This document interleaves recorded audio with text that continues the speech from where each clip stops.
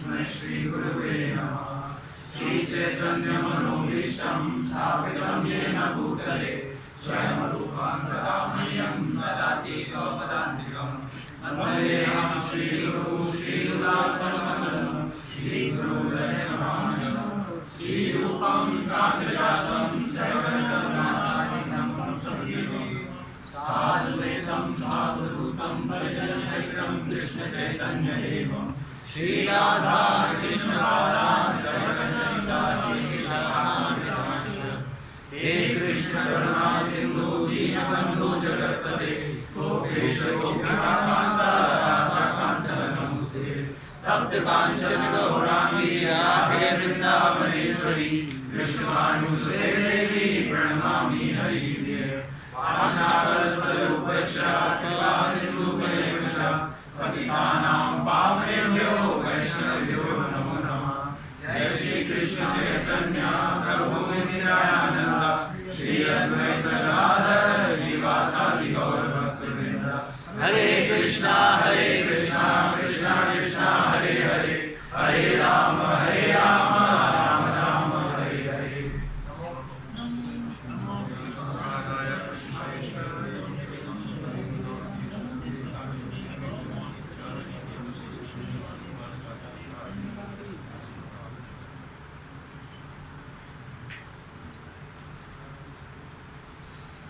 हरे कृष्णा।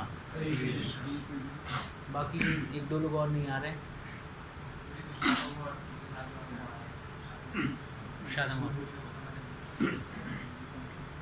प्रसाद साहब ने पा लिया ना? सब सोच रहे होंगे समोसा मिलेगा नहीं है ना? कौन कौन सोच रहा था समोसा मिलेगा? 1 2 3 4 लोग सोच रहे थे समोसा का बोला तो यही सोच रहा था कुछ स्पेशल होगा।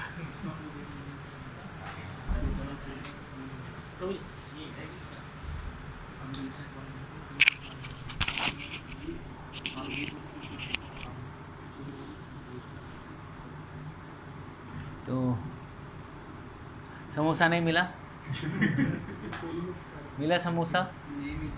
नहीं मिला ना? एक्चुअली आज तक क्लास का मतलब यही है। ये अच्छा जो होता है ना, ये जनरल क्लास में दिया जाता है। अच्छा जितना सिंपल होता है वो आज तक क्लास में दिया जाता है। जैसे हम लोग बेस में रहते हैं, सोचिए यार जो क्लास में आता है, जो देखता होगा मंदिर में हर क्लास में फीस्ट मिल रहा है, हर क्लास में फीस्ट मिल रहा है, सोचता मंदिर वाले रोज़ फीस्ट पाते होंगे। नहीं, मंदिर वालों के लिए सिंपल रहता है।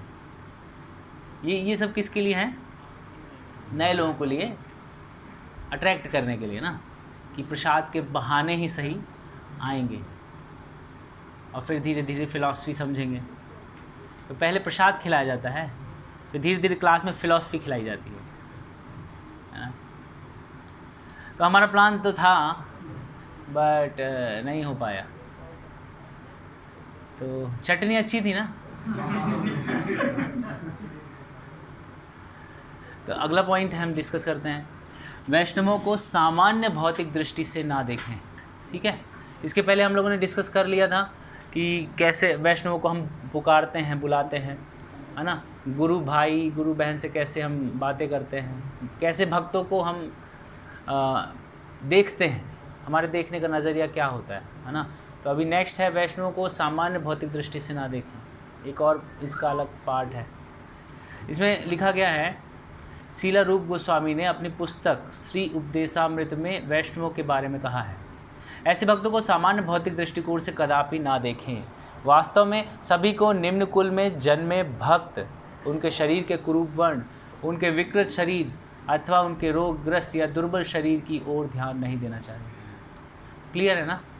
सिंपल पॉइंट है कि एक भक्त अगर शारीरिक रूप से कमज़ोर है तो उसको ऐसे नहीं देखना चाहिए, अरे ये तो ऐसे ही है ना? क्योंकि एक बार अष्टावक्र मुनि थे ना, अष्टावक्र मुनि उनका जो शरीर था ना 8 जगह से बैंड था। तो उनको देख के कुछ जो स्त्रियां हैं वो कमेंट कर दी, जैसे हंसी आ जाती है ना देख के, तो उन्होंने श्राप दे दिया था। तो कोई कभी भी श्राप दे सकता है। तो आप लोग को लगता होगा यार ये श्राप कैसे देंगे लोग ना, वैष्णव। तो वैष्णव श्राप नहीं देते हैं। होता क्या है ना कि बुरा लग जाता है, और अगर किसी वैष्णव को बुरा लग गया ना तो श्राप के बराबर ही है। क्या हुआ, ये वैष्णव अपराध हो गया ना, वैष्णवों को आपने अपराध कर दिया, उसको दिल दुखा दिया, मतलब अपराध हो गया। वैष्णव को खुश करना बहुत टफ है। अब हम अपनी बात नहीं कर रहे हैं, हम तो रसगुल्ले से खुश हो जाने वाले हैं। कोई बोला आओ चलो हम समोसे खिलाते हैं, बस खुश हो गए। लेकिन वैसे जो सीनियर वैष्णव होते हैं तो उनको रसगुल्ले से प्रेम नहीं होता है ना, लेकिन मान सम्मान जो है ना सबको अच्छा लगता है। और आप क्या करते हैं, उसके मान को चोट पहुँचाते हैं, है ना, कोई कमेंट करके, निगलेक्ट करके, तो मान को चोट पहुँचाते हैं तो दिक्कत है। हालांकि परफेक्ट वैष्णव में नहीं होता है, मान सम्मान की भावनाएं नहीं होती हैं, लेकिन फिर भी जो लोग शुद्धता को प्रैक्टिस कर रहे हैं ना वो भी शुद्ध है। प्रभुपाद आज लेक्चर में सुना तो उसमें बता रहे थे कि उत्तम भक्त जो है, यदि कोई उत्तम भक्त को फॉलो कर रहा है, प्रैक्टिस कर रहा है, तो वो भी उत्तम भक्त की कैटेगरी में आता है। हाँ, इसीलिए वैष्णव को हमें कमज़ोर नहीं समझना चाहिए। अरे ये तो अभी आया है, 6 महीने हुआ और ये तो 6 साल से हैं, ऐसा नहीं होता है। किस स्कूल में जन्मे हैं वैष्णव जाति पाति वाला वैष्णव का काम नहीं है ना, क्योंकि भगवान बोलते हैं क्या बोलते हैं, कौन बताए, कौन सा श्लोक है वो, चतुर्वर्णमय सृष्टम गुण कर्म विभाग सा, गुण और कर्म के हिसाब से विभाजित होता है ना। तो गुण यदि वैष्णव के हैं तो वो चांडाल परिवार में भी है, फिर भी वह वैष्णव है। और यदि गुण वैसे नहीं हैं तो ब्राह्मण परिवार में हो के भी, वैष्णव परिवार में हो के भी वो वैष्णव नहीं है। ठीक है, जैसे कई भक्त लोग हैं जिनके बेटे भक्त नहीं बन पाए, वैष्णव फैमिली है, इनके बेटे भक्त नहीं बन पाए, ये दुर्भाग्य की बात है। वैष्णव फैमिली है, मम्मी पापा वैष्णव हैं, लेकिन फिर भी बेटे को भक्त नहीं बना पाए, बहुत बड़ा दुर्भाग्य है। तो हमें कभी भी उनकी शारीरिकता से और उनके कुल परिवार से, उनके बोलने की शैली से जज नहीं करना चाहिए। एक्चुअली जज हमें किसी को नहीं करना चाहिए, जजिंग मेंटालिटी होनी नहीं चाहिए। लेकिन होता क्या है, जैसे ही हम आके बैठते हैं तो कुछ भी चीज़ दिख जाती है तो हम लोग बात बताने लगते हैं ना एक दूसरे को, बात करने एक दूसरे से, अरे वो देख, नहीं सीधे, मतलब सिंपल ही हम लोग बैठे हैं ना, जैसे आप लोग क्लास में आएंगे, एंट्री करेंगे और मान लो कि मैं नीला कुर्ता पहना है, तो आप लोग जज करना शुरू कर देंगे, क्यों पहना होगा, यहाँ से बाहर निकलेंगे ना, क्यों पहना होगा, अच्छा गृहस्थ में जाने वाले हैं तो जजिंग मेंटालिटी नहीं चालू हो जाता है ना, ये सोचना। तो जजिंग मेंटालिटी नहीं होनी चाहिए, किसी में भी नहीं होनी चाहिए, फिर तो वैष्णव के बीच में बिल्कुल नहीं होनी चाहिए। नेक्स्ट, दूसरे शब्दों में सभी भक्तों को शारीरिक विकृति, कुरूपता, निम्न कुल में जन्म अथवा अल्प शिक्षा इत्यादि की पूरी तरह उपेक्षा कर देनी चाहिए। जो भी वैष्णव भगवान की सेवा करता है उसे पवित्र समझना चाहिए। कोई किसी भी कुल से आता है, कैसा भी है, पढ़ाई में अच्छा नहीं है, लेकिन यदि वो वैष्णव है तो पूरा सम्मान देना चाहिए। ऐसा कभी नहीं होता कि टॉप क्लास का वैष्णव, लो क्लास का वैष्णव है। वैष्णव मतलब वैष्णव, उसको समान आदर देना चाहिए। नेक्स्ट, शास्त्रों में प्रतिपादित किया गया है कि ऐसा सोचना कि यह वैष्णव किसी विशेष जाति अथवा पंथ में जन्म लेने के कारण एक सामान्य पुरुष है, नारकीय बुद्धि का लक्षण है। वैष्णव को सामान्य समझना मतलब नरक के लिए अपनी टिकट बुक करना है। नरक में तो आप सबको पता ही है क्या क्या होता है। नेक्स्ट, वैष्णव का शरीर एक मंदिर है। विष्णु मंदिर के दृष्टिकोण से ही एक वैष्णव के शरीर को भी देखना चाहिए। इसीलिए वैष्णव को साष्टांग प्रणाम करते समय हम उनके हृदय स्थित श्री विष्णु को साष्टांग प्रणाम करते हैं। हमें इस बात का ध्यान रखना चाहिए। इसीलिए हमें कभी भी वैष्णव के शरीर को लांघ कर आगे नहीं जाना चाहिए। वैष्णव का जो शरीर है वो एक मंदिर के समान है ना। तभी तो हम तिलक लगाते हैं ना, 12 जगह हम लोग तिलक लगाते हैं शरीर में, है ना। क्यों लगाते हैं? क्योंकि एक मंदिर है, यहाँ परमात्मा के स्वरूप भगवान विराजमान है, तो हमारा शरीर मंदिर के समान है। तो हमें क्या देखना चाहिए कि वो एक मंदिर है। इसीलिए हम वैष्णव एक दूसरे को प्रणाम करते हैं, है ना। हमें लगता है हमें प्रणाम करना है, खुश रहो खुश रहो। लेकिन एक भाव इसमें ये है कि हमारे हृदय में जो भगवान विष्णु हैं, क्षीरोदक्षाई विष्णु के रूप में, जो परमात्मा के रूप में भगवान हैं, उनको प्रणाम करते हैं। लेकिन इसका ये मतलब नहीं है कि वो आत्मा को प्रणाम नहीं करते हैं या हमें प्रणाम नहीं करते, वो हमें भी प्रणाम करते हैं, है ना। और दूसरा क्या है कि कभी हमें लांघना नहीं चाहिए। लांघना मतलब समझ गए, पार नहीं करना चाहिए। एक बार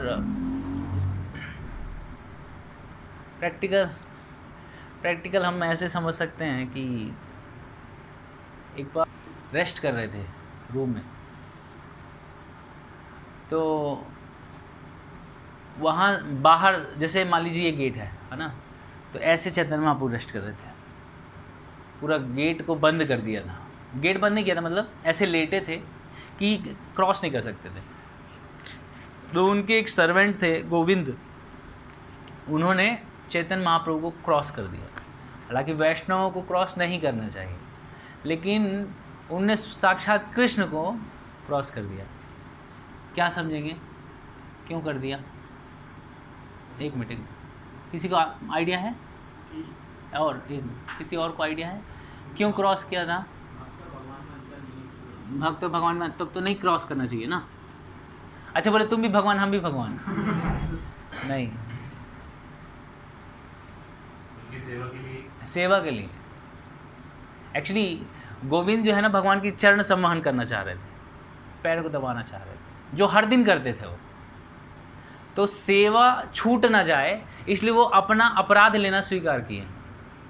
तो कभी कभी हायर प्रिंसिपल को फॉलो करने के लिए लोअर प्रिंसिपल ब्रेक हो जाते हैं या कर दिए जाते हैं, उसमें कोई दिक्कत नहीं है।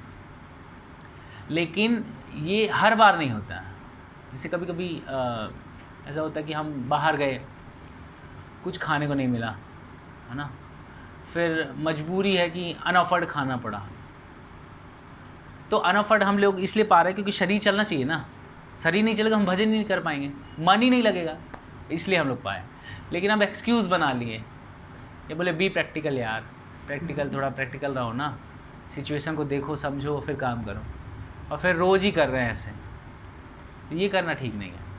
तो गोविंद जब अंदर आ गए, भगवान की सेवा करने लगे, फिर उनका टाइम हो गया था 6 बजे प्रसादम का, तो वो बाहर नहीं गए, है ना। जैसे क्रॉस करके आ गए तो जा भी तो सकते थे, लेकिन नहीं गए। क्यों नहीं गए? सेवा पूरा हो गया तो चले जाओ।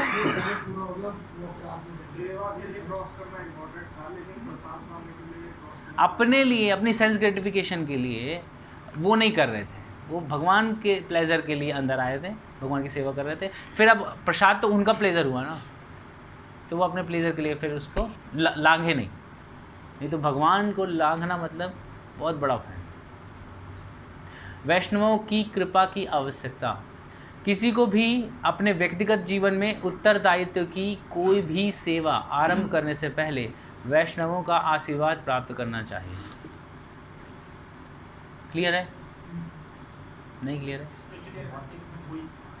हम तो ब्लेसिंग तो हमेशा ही चाहते हैं, मटेरियल हो स्पिरिचुअल हो। जैसे एग्ज़ाम है तो ब्लेसिंग्स चाहते हैं हम, है ना, भगवान से हो वैष्णवों से हो ब्लेसिंग्स चाहते हैं। तो कोई भी हो स्पिरिचुअल या मटेरियल, हमें ब्लेसिंग्स लेना चाहिए, सीनियर्स से बात करना चाहिए, म्यूट कर लेना सारे लोग।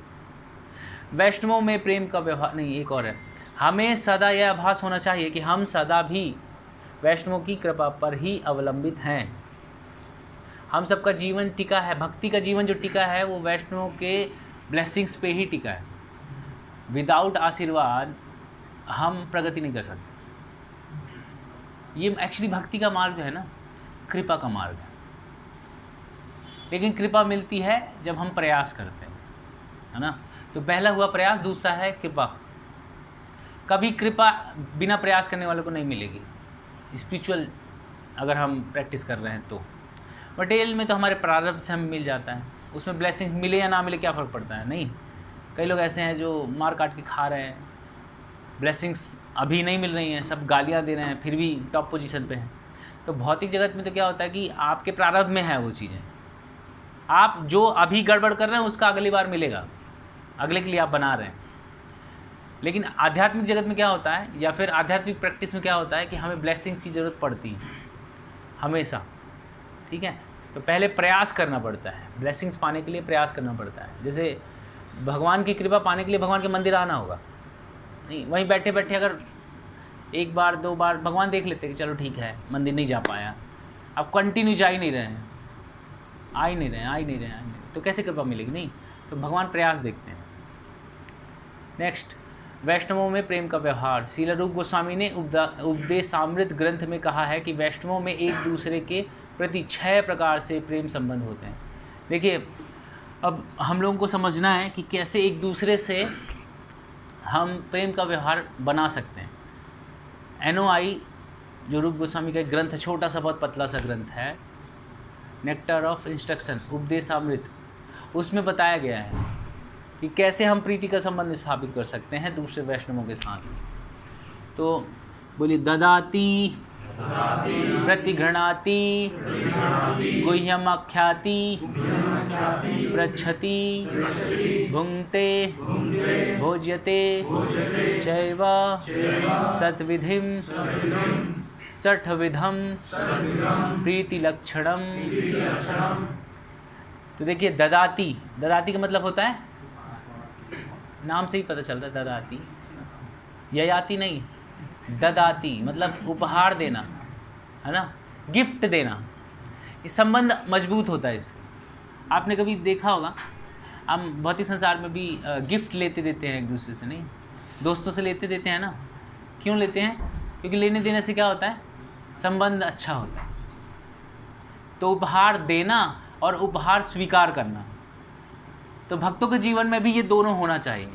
खाली देना नहीं, स्वीकार भी करना, है ना। जैसे कभी कभी क्या होता है कि नहीं मैं तो कोई सेवा नहीं लूँगा, मैं खाली सेवा करूँगा। सेवा का मतलब कुछ, जैसे किसी कुछ दे दिया, जैसे आज आए विक्की प्रभु आए तो मैंने मतलब किसी डिवोटी समोसा खिला दिया, तो अगली बार विक्की प्रभु गए, बोले कि अगली बार मैं खिला दूँगा रसगुल्ला। अब वो बोले नहीं प्रभु जी मैं नहीं पाऊँगा। क्यों नहीं पाऊँगा? क्योंकि किसी का खाया है ना, तो उसका कर्म लेते हैं ना। आप फ्री में किसी का खा रहे हैं तो उसका कर्म लेना पड़ता है, पता है कि नहीं? फ्री में कुछ भी खा रहे हैं तो कर्म लेना पड़ेगा। हाँ, इसीलिए तो चुकाते हैं। पितृ ऋण मातृ ऋण होता है ना, चुकाना पड़ता है।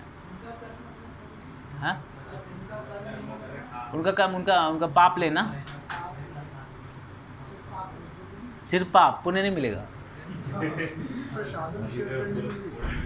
हाँ, प्रसादम शेयर करने में भी अगर हमारा कॉन्शियसनेस वैसा नहीं है ना, हम प्रसाद समझते ही कहाँ हैं?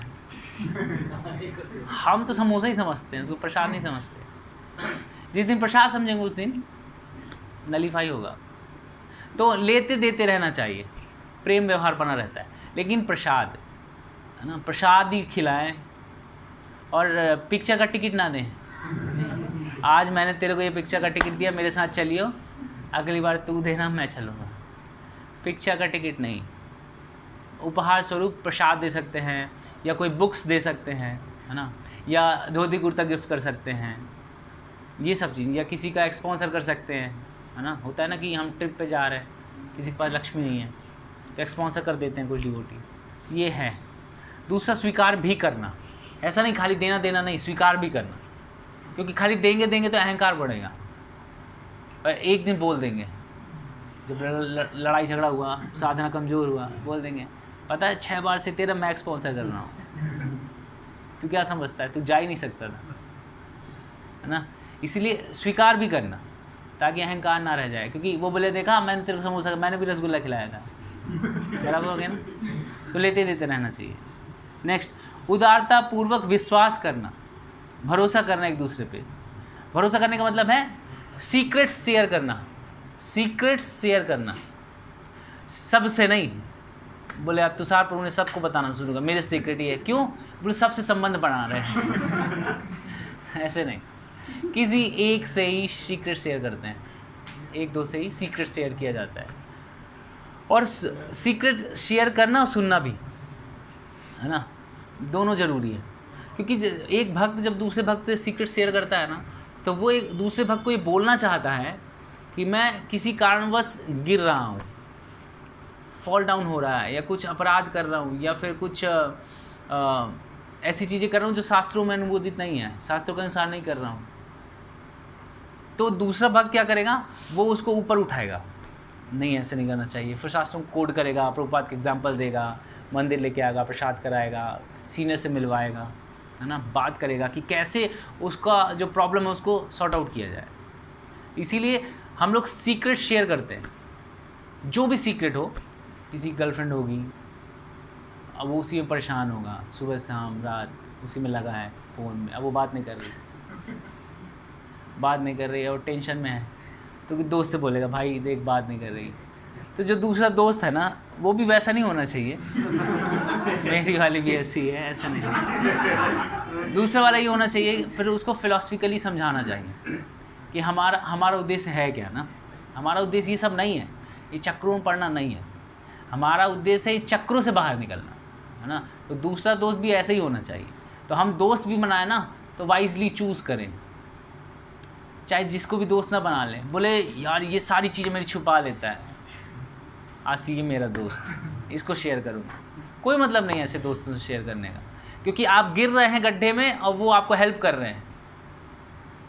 तो दोस्त ऐसा होना चाहिए ना जो धर्म के अनुसार चले, जो गलत है तो गलत, सही है तो सही, हाँ, अपनी कमियाँ, सीक्रेट्स, ठीक है, लेकिन प्रेम पूर्वक। देखिए सही को सही, गलत को गलत बोलना आसान है, लेकिन उसके हृदय को भी चोट ना पहुँचे, है ना। जैसे मान लीजिए कि राहुल प्रभु बोल रहे हैं विपिन प्रभु से कि प्रभु जी मेरे घर में ना बहुत दिक्कत है, कभी कभी लगता है घर छोड़ के भाग आऊँ।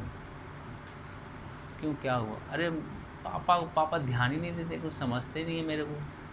तभी बोलने, अरे पापा लोग होते ही ऐसे, इनका काम ही यही है, खाली आपसे काम करा लेंगे, खाली सुबह शाम दोपहर रात, बस काम कर लो उनके लिए। अब इनके मन में अपने पिताजी के लिए प्रेम है ना, लेकिन जो तकलीफ़ है वो शेयर कर रहे हैं ताकि आप हेल्प करो, और ऊपर से आपने और पापा को 2-3 हथौड़े मार दिए, तो इनको अच्छा नहीं लगेगा, क्योंकि असली में देखा जाए तो इनके पापा है ना, आपसे भी पहले इनके पापा हैं ना वो। तो हमें प्रेम पूर्वक डील करना चाहिए, तो समझना चाहिए, सामने वाले को समझना चाहिए कि वो चाहता क्या है। और एक्चुअली देखा जाए ना तो आंसर भी ना सामने वाले के पास ही होता है। क्यों? सामने वाला पूछता है और सेटिस्फाइड नहीं होता है, क्योंकि उसके पास आंसर होता है, इसलिए वो सेटिस्फाइड नहीं होता। जिस व्यक्ति के पास आंसर नहीं होगा ना, तो आप उसको आंसर दोगे तो तुरंत ले लेगा, लेकिन जिसने माइंड में कॉन्कैक्ट कर लिया, बना लिया ना पहले से, तो अब वो उसी आंसर के पीछे भाग रहा है। अब जो व्यक्ति वो आंसर दे देगा वो उसका दोस्त हो जाएगा, वो अच्छा हो जाएगा।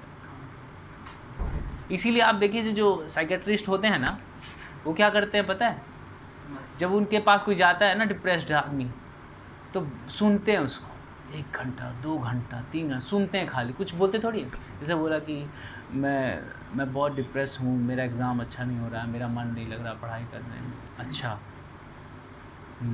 जैसा कि आप बता रहे हैं कि आपका मन नहीं लगता पढ़ाई में। हाँ, मेरा मन नहीं लगता पढ़ाई में, और मैं बहुत रात भर नींद नहीं आता है, और रात भर नींद नहीं आता है, मैं 3 बजे सोता हूँ, सुबह फिर 10 बजे उठता हूँ। अच्छा, जैसा आप बता रहे हैं आप 10 बजे, हाँ मैं 10 बजे तो समझ रहे हैं। तो ये टेक्निक है। तो इससे क्या होगा कि सामने वाले को लगेगा कि वो व्यक्ति सुन रहा है मेरी, है ना, सुन रहा है। और फिर धीरे धीरे, अच्छा तो फिर आप क्या सोचते हैं कि क्या करना चाहिए, मतलब बनाया तो होगा ना, आप क्या सोचते हैं, क्या लगता है आपको, कैसे ठीक हो सकता है ये? मुझे लगता है मुझे थोड़ा टाइम देना चाहिए और अकेले नहीं रहना चाहिए। हाँ, एकदम सही, क्योंकि जब आप अकेले रहेंगे ना, अब डॉक्टर बोल रहा है, बहुत सही बोल रहे हैं आप, क्योंकि जब आप अकेले रहेंगे ना तो माइंड में वही ख्याल आएगा। किसी के साथ रहेंगे शेयरिंग हो जाएगा, बहुत सही सोचा आपने, अब वो खुश हो जाएगा, कितना बढ़िया आदमी है यार, कितना समझता है मेरे को। अरे समझ कुछ नहीं रहा है, वो खाली आपके हाँ में हाँ मिला रहा है ना। तो यही चल रहा है ऊपर के लेवल पे। जब हम लोग देखेंगे ना आगे चल के, जैसे अमेरिका है, जो समृद्ध देश हैं, वहाँ के लोग अब इससे परेशान हैं, डिप्रेशन, साइकेट्रिस्ट की वहाँ बहुत ज़रूरत पड़ रही है, लॉयर की। शादी करते हैं या तुरंत तोड़ते हैं, अगला एग्रीमेंट बनवाना रहता है कि इसके साथ अब जाएंगे। तो लॉयर की ज़रूरत पड़ती है और साइकेट्रिस्ट की। अब 3-4 शादी कर ले, थक गया यार तो समझ नहीं आ रहा, बताओ आप ही बताओ। तो जिसके पास सुनने की क्षमता है ना, सुनने की क्षमता, तो वो बहुत पैसे कमा सकता है, खूब सुन सकता है वो, जाके खूब सुनाएंगे लोग, खाली सुनाने का पैसा देते हैं। साइकेट्रिस्ट की दुकान चलती इसलिए है, खाली सुनता रहता है, सुनता अच्छा अच्छा अच्छा ओके ओके, और फिर जब वो भर जाता है ना दिन भर, तो किसी दूसरे साइकेट्रिस्ट को सुना के आता है। यही चल रहा है, बहुत बड़ा बिजनेस है ये फॉरेन में, हाँ बहुत बढ़िया चल रहा है। तो सुनने में देखो पैसा भी मिलता है, बहुत पैसा मिलता है। तो हम लोग आपकी प्रैक्टिस करा रहे हैं, सुनिए, खूब सुनिए। देखिए आगे चल के सुनना तो है ही नहीं, मान लीजिए शादी ब्याह हो गया आपका, सुना तो पड़ेगा ही नहीं, बच्चे जो हो जाएंगे उनकी भी सुननी ही पड़ेगी। आप ऐसा मत सोचिए वो दिन चला गया जब पिताजी सुनाते थे, अब आजकल बच्चे सुनाते हैं। तो सुनने का अभ्यास कीजिए, है ना, नहीं तो फिर बहुत दिक्कत है आगे। नेक्स्ट, भगवत सेवा के लिए समर्पित इच्छा अथवा प्रचार करना, वही एक दूसरे को गाइड करना। प्रसाद स्वीकार करना, प्रसाद वितरण करना, प्रसाद ग्रहण करना और प्रसाद का वितरण करना, ये 6 चीज़ें यदि हम देखो, उपहार देने में भी प्रसाद आ जाता है, बाकी चीज़ें भी आ जाती हैं, लेकिन स्पेशली यहाँ पे प्रसाद बोला गया है। तो हम क्या चाहते हैं कि भगवान का जो ऑफर्ड है, भगवान का जो जूठन है प्रसाद, उसको हम भक्तों को दें ताकि वो ग्रो करे। तो इसलिए स्पेशली लिखा गया प्रसाद स्वीकार करना और वितरण करना। ये 6 चीज़ें यदि हम डिवोटीज़ के बीच में करेंगे तो हमारे संबंध मजबूत होंगे। करके देखिए, अगर आपको लगता है किसी के साथ संबंध मजबूत करने हैं तो ये 6 चीज़ें करके देखिएगा, फ़र्क पड़ेगा। 6 चीज़ छोड़िए, खाली प्रसाद खिलाइए 2-4 बार, आपको आइडिया लग जाएगा, बहुत काम की चीज़ है। रूप गोस्वामी ने सब कुछ दिया है। वो इतनी छोटी सी बुक है ना, 11 श्लोक की, उसमें आप पढ़ेंगे ना सब कुछ लिखा है उसमें। जब कोई मंदिर आता है तब भक्ति सेवा में नित्य संलग्न रहने के लिए उसे वैष्णवों से प्रसाद स्वीकार करना चाहिए। गृहस्थों का यह कर्तव्य है कि उन्हें वैष्णवों को अपने घर प्रसाद के लिए निमंत्रित करना चाहिए। जो गृहस्थ हो जाएं आगे चल के, वो वैष्णवों को बुलाएं, अपने यहाँ निमंत्रण दें, और वैष्णव उन्हीं के घर जाते हैं जो वैष्णव होते हैं। मेरे यहाँ आइएगा प्रभु जी, क्या बनेगा? मतलब वैष्णव के घर में ही जाते हैं, एक वैष्णव दूसरे वैष्णव घर में जाते हैं। क्यों? क्योंकि उनको पता है कि वैष्णव का सम्मान कैसे करना है। क्योंकि जिसको नहीं पता वैष्णव का सम्मान कैसे करना है, तो वो कहीं ना कहीं अपमान कर बैठेगा। और वैष्णव का अपमान यदि करते हैं तो फिर बहुत बड़ा अपराध है, वैष्णव अपराध में काउंट होता है। तो जो निमंत्रित कर सकता है उसे निमंत्रण देना चाहिए और बुलाना चाहिए। क्योंकि जो श्रेष्ठ व्यक्ति आते हैं ना, श्रेष्ठ वैष्णव आते हैं, तो वो आशीर्वाद स्वरूप वचन बोलते हैं, उपदेश देते हैं, जिससे हृदय शुद्ध होता है। इसलिए हमारे यहाँ संस्कार है, हमारे यहाँ बहुत पहले से ये संस्कार चल रहा है कि गेस्ट आते थे, अतिथि देवो भव, है ना। ये खाली बोलने के लिए नहीं है, ये फील करते थे कि स्वयं भगवान के भक्त हमारे यहाँ आ रहे हैं, उनका हमें अच्छे से आदर करना है, और 2 रोटी है तो दोनों उनको दे देना है। पहले ऐसा होता था, अब धीरे धीरे कल्चर डाउन होते जा रहा है। लेकिन हमें ये समझना है कि हम ब्लेसिंग्स चाहते हैं ज़्यादा से ज़्यादा वैष्णवों से, भक्तों से, इसलिए हम इनवाइट करते हैं उनको।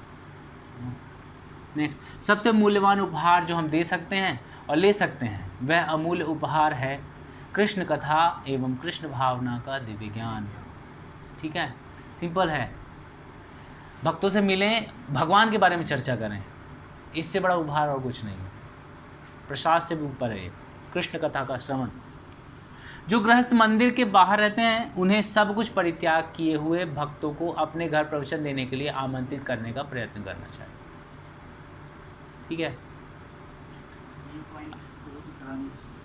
हाँ करेंगे, ये भी ये करना चाहिए। उच्च भक्त लोग, श्रेष्ठ भक्त जो होंगे उनको बुलाना चाहिए। श्रेष्ठ भक्त किसी को भी नहीं बोले आइए प्रभु जी, मतलब वो है, लेकिन आप सुनेंगे उनसे जो सीनियर होंगे, है ना। जूनियर से सुन नहीं पाएंगे, अहंकार गवाही नहीं देगा सुनने का। सीनियर्स को बुलाना चाहिए, नेक्स्ट, वैष्णव अपराध। ठीक है, ये बहुत इंपॉर्टेंट, एक बार मायापुर में डिस्कस किया था। भक्त का अर्थ है उसे सभी परिस्थितियों को तथा भौतिक उतार चढ़ाव को सहन करना चाहिए। वह भगवान श्री कृष्ण की सेवा में पूरी तरह से संलग्न रहने के कारण अन्य वैष्णवों के दोष तथा उन पर क्रोधित होना आदि के लिए उसके पास समय ही नहीं रहता है। भक्त अर्थात अन्यों के प्रति अत्यंत सहानुभूति एवं करुणा करने वाला, इसलिए किसी भी परिस्थिति में उसे एक सभ्य व्यक्ति के समान रहना चाहिए। रूपाद कह रहे हैं, समझ आया? क्लियर है? पढ़िए फिर से। भक्त का अर्थ है उसे सभी परिस्थितियों को तथा भौतिक उतार चढ़ाव को सहन करना चाहिए। वह भगवान श्री कृष्ण की सेवा में पूरी तरह से संलग्न रहने के कारण अन्य वैष्णवों के दोष तथा उन पर क्रोधित होना आदि के लिए उसके पास समय नहीं रहता है। भक्त अर्थात अन्यों के प्रति अत्यंत सहानुभूति एवं करुणा करने वाला, इसलिए किसी भी परिस्थिति में उसे एक सभ्य व्यक्ति के समान रहना चाहिए। 3 पॉइंट हैं इसमें। पहला पॉइंट क्या है? टॉलरेट करता है भक्त, हमेशा टॉलरेट करता है। गर्मी सर्दी, मान अपमान, लाभ हानि, जय पराजय, सबको सहन करता है। वही भक्त है एक्चुअली। जो सहन नहीं करता ना, वो भक्त नहीं बना है। तो खासकर हमारे इच्छाओं के अनुसार यदि चीज़ें नहीं हो रही हैं तो हम लोग सहन नहीं कर पाते हैं। एक भक्त जो होता है उसे पता है कि जो हो रहा है भगवान की इच्छा से हो रहा है, तो भक्त सहन कर लेता है। दूसरा क्या है? भक्त को गुस्सा नहीं आता। क्यों नहीं आता? वो बिजी रहता है, भगवान की सेवा में 24 घंटे बिजी रहता है। इसलिए ना उसको समझ में नहीं आता किसी ने मेरा अपमान किया है, किसी से बदला लेना है, छोड़ूंगा नहीं, वो सब याद नहीं आता। बिजी है, 24 घंटे बिजी है ना, टाइम ही नहीं है सोचने का। अब देखिए, आप मान लीजिए आपकी ट्रेन, आप जाने वाले हैं ट्रेन से और रास्ते में एक्सीडेंट हो गया आपका, तो कोई आपको बोल रहा है, गालियां दे रहा है, खूब सुना रहा है, आपका दिमाग कहाँ है? ट्रेन छूट जाएगी भाई, ट्रेन छूट जाएगी। बोले क्या चाहिए, क्या चाहिए आपको? मान चाहिए, सामान चाहिए, पैसा चाहिए। बोलते हैं ना, ठीक है भैया मैं गलत हूँ, आप ही सही हैं, वैसे गलती हो गई, मुझे माफ़ कीजिए, मेरी ट्रेन है, ये पैसे ले लीजिए। करते हैं ना, ऐसे भक्त भी होता है। भक्त क्या करता है? मान अपमान से ज़्यादा फर्क नहीं पड़ता उसको, क्योंकि वो बिजी है कृष्ण की सेवा में। वो एक क्षण भी व्यतीत नहीं करना चाहता है जिससे भगवान की सेवा ना हो सके। क्या करता है? 24 घंटे उसके दिमाग में ये चलता है कि कैसे मैं सर्व करूं, कैसे सर्व करूं। तो उसके मन में अपराध की भावना आती ही नहीं है। हमेशा भगवान के बारे में सोचता रहता है, उन्हीं के बारे में चिंतन करता रहता है। करते करते करते करते अब कोई ऊपर नीचे हो भी गया तो छोड़ देगा, बोले यार इम्पोर्टेंट क्या है, जो इम्पोर्टेंट है वो देखेगा, तो उसको फॉलो करता है। जब कोई वैष्णव अपराध करता है तब वह संपूर्ण धार्मिकता, ऐश्वर्य, यश तथा संतान से हीन हो जाता है। आज प्रभुपाद का लेक्चर था मंदिर में, तो प्रभुपाद बता रहे थे कि अम्बरीश महाराज और दुर्वासा मुनि की कहानी बता रहे थे। तो दुर्वासा मुनि जो है ना, वो बहुत बड़े योगी, उनके पास बहुत यौगिक सिद्धियाँ थी, इतनी सिद्धियाँ थी कि वो बैकुंठ तक चले जाते थे। और अम्बरीश महाराज भगवान के शुद्ध भक्त हैं, लेकिन बाहरी दृष्टि से लगता है कि वो एक राजा हैं, पॉलिटिशियन हैं, है ना, किंग है, गृहस्थ लाइफ में है, तो ज़्यादा वैल्यू नहीं है उनकी। लेकिन जब कुछ हुआ, मतलब वो लंबी कहानी है, कट शॉर्ट ये है कि उनको अपमान फील हुआ, किसको? दुर्वासा मुनि को। तो उन्होंने क्या किया, अपना एक बाल तोड़ा, राक्षस उत्पन्न किया, बोला इसको मार डालो। तो जो अम्बरीश महाराज थे उन्होंने हाथ जोड़ के बोला कि ठीक है, मेरी गलती हुई है, आप जैसा करना चाहें वैसा करें। तो भगवान को सुदर्शन चक्र आ गया, पहले उस राक्षस को मारा और फिर दुर्वासा मुनि के पीछे पड़ गए। बहुत दौड़ाया, पता है कितना? 1 साल तक दौड़ते रह गए, ऊपर नीचे सारे प्लैनेट में गए, ब्रह्मा जी के पास गए, शिव जी के पास, सब ऐसे हाथ उठा लेना बाबा, भगवान से पंगा लिया था उन्हें, भक्त से पंगा लिया ना, भक्त से पंगा मतलब भगवान से पंगा, हाथ उठा लिए, बोले हम नहीं कर सकते कुछ। फिर दुर्वासा मुनि चले गए भगवान विष्णु के पास, भगवान विष्णु ने हाथ उठाए, अपना समझो तुम। फिर भगवान बोलते हैं कि जिसके प्रति अपराध किया है उसके चरणों में गिर के माफ़ी मांगो। तो दुर्वासा मुनि आए और फिर उनके चरणों में गिर के माफ़ी मांग रहे थे, मुझे माफ़ कर दीजिए। तो अम्बरीश महाराज कहते हैं कि आपकी कोई गलती ही नहीं है। आपकी क्या गलती है? आपकी कोई गलती नहीं, गलती तो मुझसे हुई है। और सुदर्शन चक्र से बोलते हैं कि यदि मैंने रंच मात्र भी पुण्य किया है, भगवान की भक्ति की है, तो प्लीज़ इनको छोड़ दीजिए। सुदर्शन चक्र फिर चले जाते हैं। तो एक भक्त ये होता है जैसे अम्बरीश महाराज, और एक वैष्णव अपराधी ऐसे भागता रहता है। हम लोग ऊपर तक नहीं भागेंगे, हमारी तो औकात ही नहीं है इतनी, हम नीचे नीचे भागना पड़ेगा, इस्कॉन के बाहर, अंदर नहीं। वैष्णव अपराधी जो है इस्कॉन में नहीं रह सकता ज़्यादा दिन तक, बाहर हो जाता है, अपने आप आउट हो जाएगा वो, अपने आप। भगाने की जरूरत नहीं पड़ती, भगवान व्यवस्था कर देते हैं। जो कोई वैष्णव को मारता है, अपशब्द बोलता है, अनादर करता है, क्रोधी होता है तथा वैष्णव को देखकर हर्षित नहीं होता है, वह निश्चय ही नरक में जाता है। बाकी सब तो ठीक है, लेकिन जो वैष्णव को देख के खुश ना हो ना, वो भी अपराध है। सोचो, बोले राहुल प्रभु एंट्री लिए, बस अपराध हो गया। अब सोचिए कितने बड़े बड़े अपराध है। नहीं मैंने देख के भाई नहीं हंसना चाहता, मैं देख के अपराध हो जाता है। इसीलिए देख के हरे कृष्णा बोलना चाहिए सबको, हरे कृष्णा बोल। भले आपकी नहीं जमती एक दूसरे से, फिर भी हरे कृष्णा बोलना चाहिए। किसी से रिलेशन बनाने हैं ना, मंदिर में या बेस डिवोटीज से, तो आप नोट करके रखिए, आप एवरी डे जब भी आप मिलते हैं ना, हरे कृष्णा बोलिए। उससे आपकी फ्रेंडशिप हो जाएगी, खाली हरे कृष्णा बोलने से। जैसे मंदिर में आप किसी को नहीं जानते, ठीक है, अब एक कोई प्रभु जी हैं, आप रोज़ मिलते हैं उनसे, जब भी आते हैं हरे कृष्णा बोलिए, अगली बार हरे कृष्णा बोलिए, अगली बार हरे कृष्णा बोलिए, अगली बार हरे कृष्णा। इतनी बार देखेंगे ना, फिर अगली बार ना हरे कृष्णा के आगे भी कुछ बोलने लगेंगे, अरे हरे कृष्णा कैसे हो, बढ़िया है, चालू हो जाएगा। तो किसी से भी संबंध बनाना है ना, डेली हरे कृष्णा बोलिए, अपने आप संबंध बनेगा, ठीक है। तो वैष्णव को देख के हमें एटलीस्ट हरे कृष्णा बोलना चाहिए प्रेम से, नहीं तो नरक जाना पड़ेगा। और नरक तो आपको पता ही है, एक दिन और वर्णन करेंगे नरक का। नरक का वर्णन बहुत ज़रूरी है, क्योंकि जब नरक का वर्णन होता है ना, तब हमारे अंदर आता है कि नहीं यार, जिस दिन मैं भी कभी सुन लेता हूँ या पढ़ लेता हूँ, उस दिन मैं भी थोड़ा कॉन्शियस हो जाता हूँ। तो हाँ, माला बढ़ जाता है। क्योंकि क्या होता है ना कि डर लगता है ना, डर सबको लगता है, गला सबको सूखता है। तो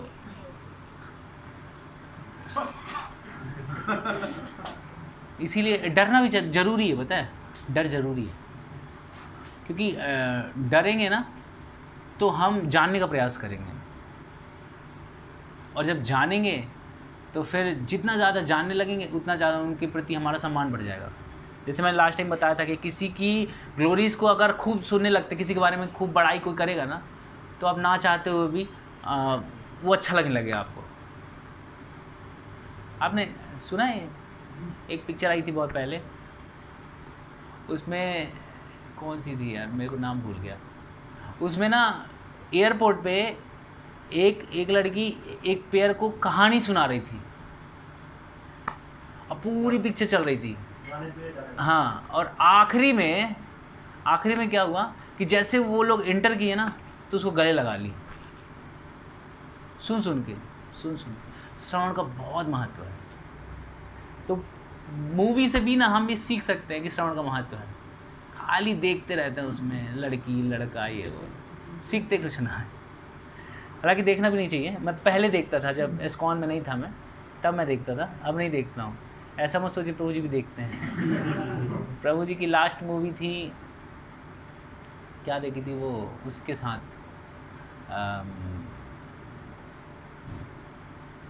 कौन सी थी, आमिर खान वाली। हाँ ऐसी नहीं, 3 नहीं, पीके उसको देखा, फिर मैं बहुत गाली दी उस पिक्चर को क्योंकि मेरे को थोड़ा फिलॉसफी पता चल गया था। बहुत गाली दी मुझे, नालायक हैं देखो, कुछ भी बोले पड़े हैं लोग, कुछ भी। तो फिर उसके बाद से पिक्चर नहीं देखा। इंदौर में था मैं और चला गया था।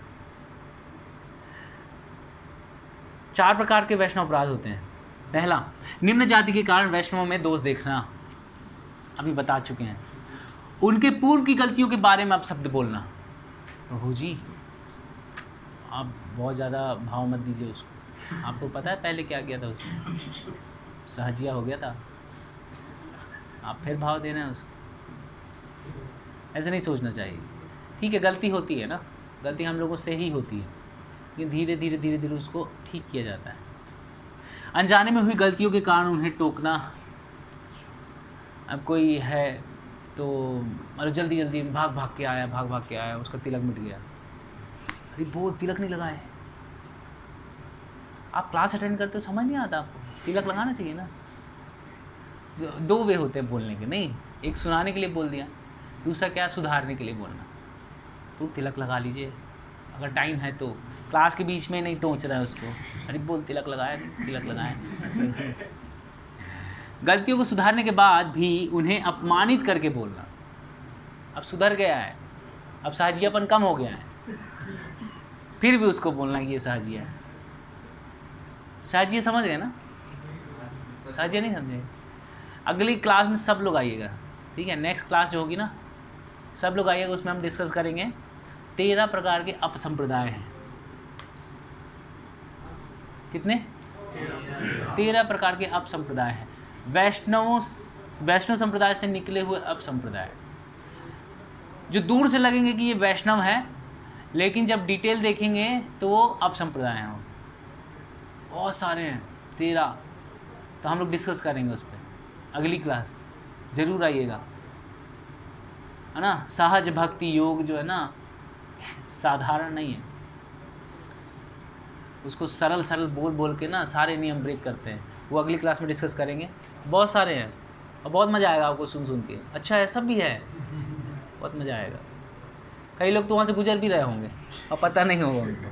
हम में से, हमारे बीच में भी कुछ लोग ऐसे बैठे होंगे जो सहज भाव रखते होंगे, सहजिया वाला, खाली गाओ, कीर्तन करो, खाली हरे कृष्ण, नियम पालन नहीं करें, सुबह ना उठेंगे, मंगल आरती ना आएंगे और बस हरे कृष्ण। क्यों? क्योंकि साक्षात भगवान हमारे हृदय में विराजमान है, हमें कहीं जाने की ज़रूरत ही नहीं है। सहज बिस्तर में लेटे 8 बजे उठ रहे हैं, हरे कृष्ण। भाई जब इतने प्रेम था तो नींद नहीं आना चाहिए। आप देखें प्रेमियों को, देखा आपने? देखा है किसी प्रेमी को? आप रात नींद नहीं आती है? पूछो तुषारपुर से, है ना। मतलब ये नहीं, और भी लोग हैं, हम लोग का भी एक टाइम था, हम लोग को भी रात में नींद नहीं आती थी। तो बहुत सारे लोग हैं नींद नहीं आती, जिसको प्रेम होता है ना, नींद नहीं सब गायब। अब बोला मेरे को भगवान से बहुत प्रेम है, सुबह 8 बजे उठ रहा है, नहीं, हरे कृष्ण। आँखों से भगवान के सामने जाएगा, आँखों से आंसू गिरेंगे। शो ऑफ है, दिखावा। सहजिया है ना, निकाल लेते हैं ना। आंसू निकालना कोई बड़ी बात है? कोई बड़ी बात है? आप देखो, पिक्चर देख के आंसू निकल आते हैं। मैं देख रहा था, मैं कोटा में था, मैं देख रहा था कल हो ना हो,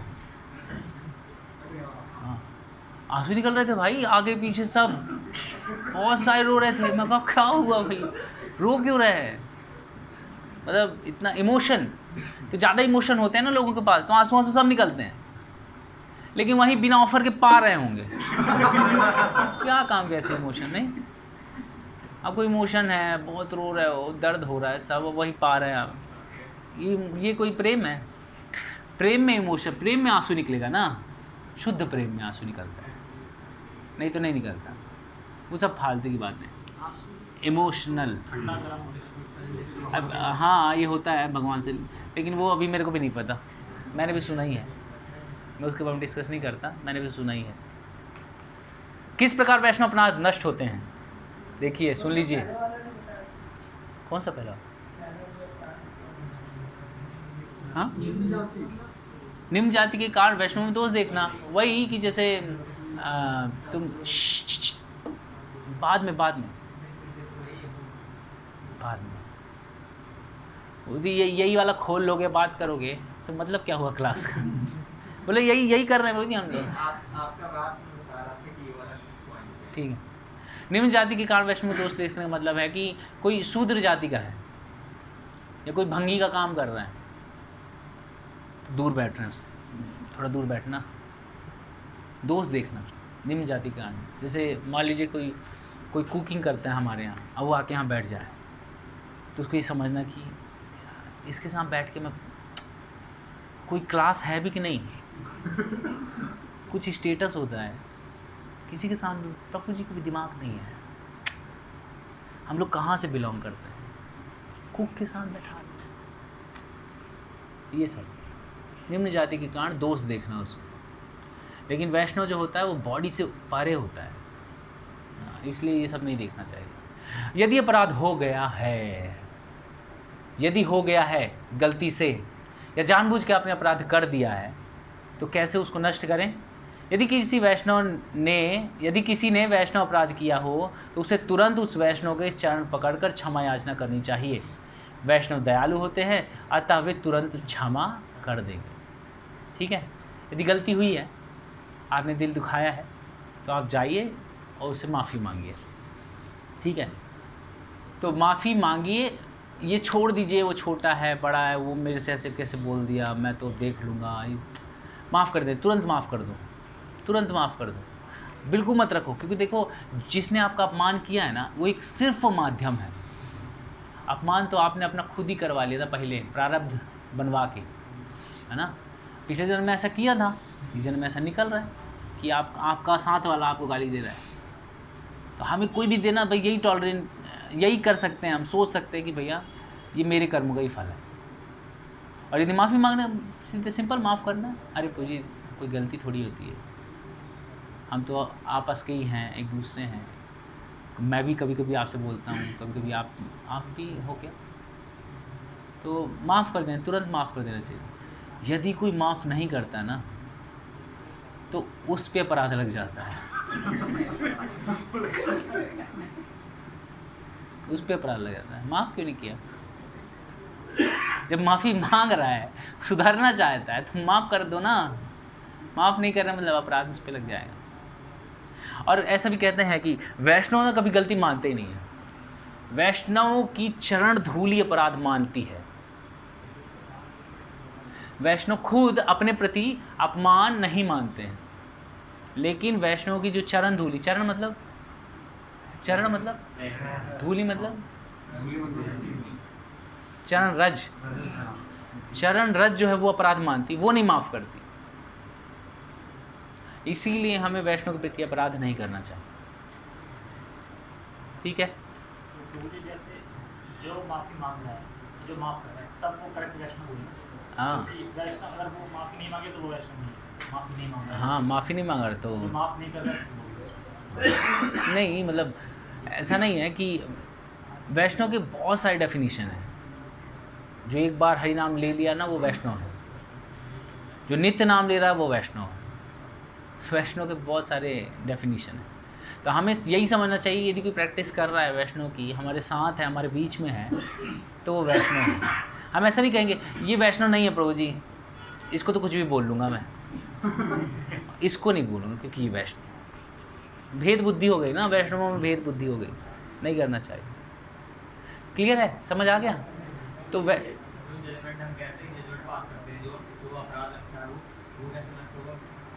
माफ़ी मांग के, जैसे मान लो आप मेरे से आके बोले प्रभु जी राहुल प्रभु जो है ना, भक्ति ठीक नहीं चल रहा उनका, और वो ना बिल्कुल अच्छा व्यवहार नहीं है, आप देखिए किसी से भी रिलेशन अच्छा नहीं है उनका। और राहुल प्रभु आ गए, सुन लिया राहुल प्रभु ने, अब राहुल प्रभु को बुरा तो लगेगा, नहीं सुना फिर भी ये टेंडेंसी बन जाएगा हमारा। जैसे गंगा नदी में स्नान करने से सारे पाप धुल जाते हैं, टेंडेंसी नहीं धुलती ना, टेंडेंसी वही बनी रहती है अपराध करने की। तो हम यदि किसी के प्रति मन में अपराध करते हैं तो एक दिन वो एक्शन में आएगा, थॉट से एक्शन आता है ना, पहले सोचते फिर एक्शन करते हैं। किसी के बारे में गलत सोचते जाएंगे तो कर देंगे, इसीलिए वो प्रवृत्ति भी नहीं होनी चाहिए। हो गया है तो माफ़ी मांग सकते हैं उससे। माफ़ी मांगने से अहंकार कटता है, और जब तक अहंकार नहीं कटेगा तब तक हम शुद्ध नहीं होंगे, और जब तक शुद्ध नहीं होंगे तब तक भगवत धाम नहीं जाएंगे। अहंकार की चटनी बनानी पड़ेगी, एकदम चूर्ण, पूरी तरह से अहंकार शून्य। जब तक पूरी तरह से अहंकार शून्य नहीं होगा तब तक घुसेगा ही नहीं भेजे में हमारे। तृणादपि सुनीचेन तरोरपि सहिष्णुना अमानिना मान देना कीर्तनियासदा। तरोरपि सहिष्णुना, पेड़ के समान सहनशील होना, तर्ण के समान विनम्र होना, और मान की इच्छा ना करके मान देना। मतलब कोई हरे कृष्णा नहीं बोल रहा है, आप उसको हरे कृष्णा बोल रहे हैं, मान की इच्छा किए बिना मान देना, समझ रहे हैं? कोई आपको सम्मान नहीं दे रहा है फिर भी आप उसको सम्मान दे रहे हैं, ये इंपॉर्टेंट। देखिए, सामने वाला हरे कृष्णा बोलेगा तो हम खुद बोलेंगे, सामने वाला मान देगा हम खुद देंगे, लेकिन मान की इच्छा, सामने वाला मान नहीं दे रहा फिर भी मान देना, ये बड़ी चीज़ है। ठीक है, तो गलती हो जाए तो तुरंत जाके माफ़ी मांग लेना चाहिए। और यदि मान लीजिए कि आप बोल नहीं पा रहे हैं उनसे तो चिट्ठी लिख दीजिए, चिट्ठी लिख के माफ़ी मांगिए, उसको पता चल जाए हाँ अब आया ना ऊँट पहाड़ के नीचे, उसने ऐसा सोच लिया मतलब आपका काम हो गया। अब वो पहाड़ के नीचे आएगा, आपका काम हो गया। तो बताना चाहिए, बोलना चाहिए कि मुझसे गलती हुई है, किसी से भी। एक बार क्या हुआ था, यहाँ पे हमारे कुक थे गुड्डू प्रभु, तो चपाती मैंने सफाई किया था, और सफाई किया और वो बासी रोटी ना उसके ऊपर रख दी। मैंने बोला क्या करते हो गुड्डू प्रभु, अभी साफ़ कर रहा हूँ, वहीं अंदर रख लो। वो सुने ही नहीं, वो थोड़ा सा टेढ़ा आदमी, सुने ही नहीं। तो मैंने उठाया उसको, फ्रिज के ऊपर रख दिया, बोला कि इसको रख देना और जब जाना तो गाय को खिलाते जाना। उसको समझ नहीं आई, फिर वहीं रख दिया उसने। मैंने बोला कि गुड्डू बहू को रख लो, क्यों गुस्सा दिला रहे हो यार, रख लो वहाँ।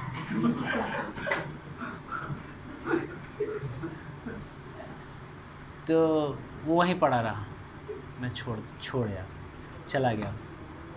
फिर शाम को क्या हुआ ना, ठंडी का टाइम था, तो शाम को स्लीपर उसके शूज़ पहन के ना अंदर कुकिंग कर रहा।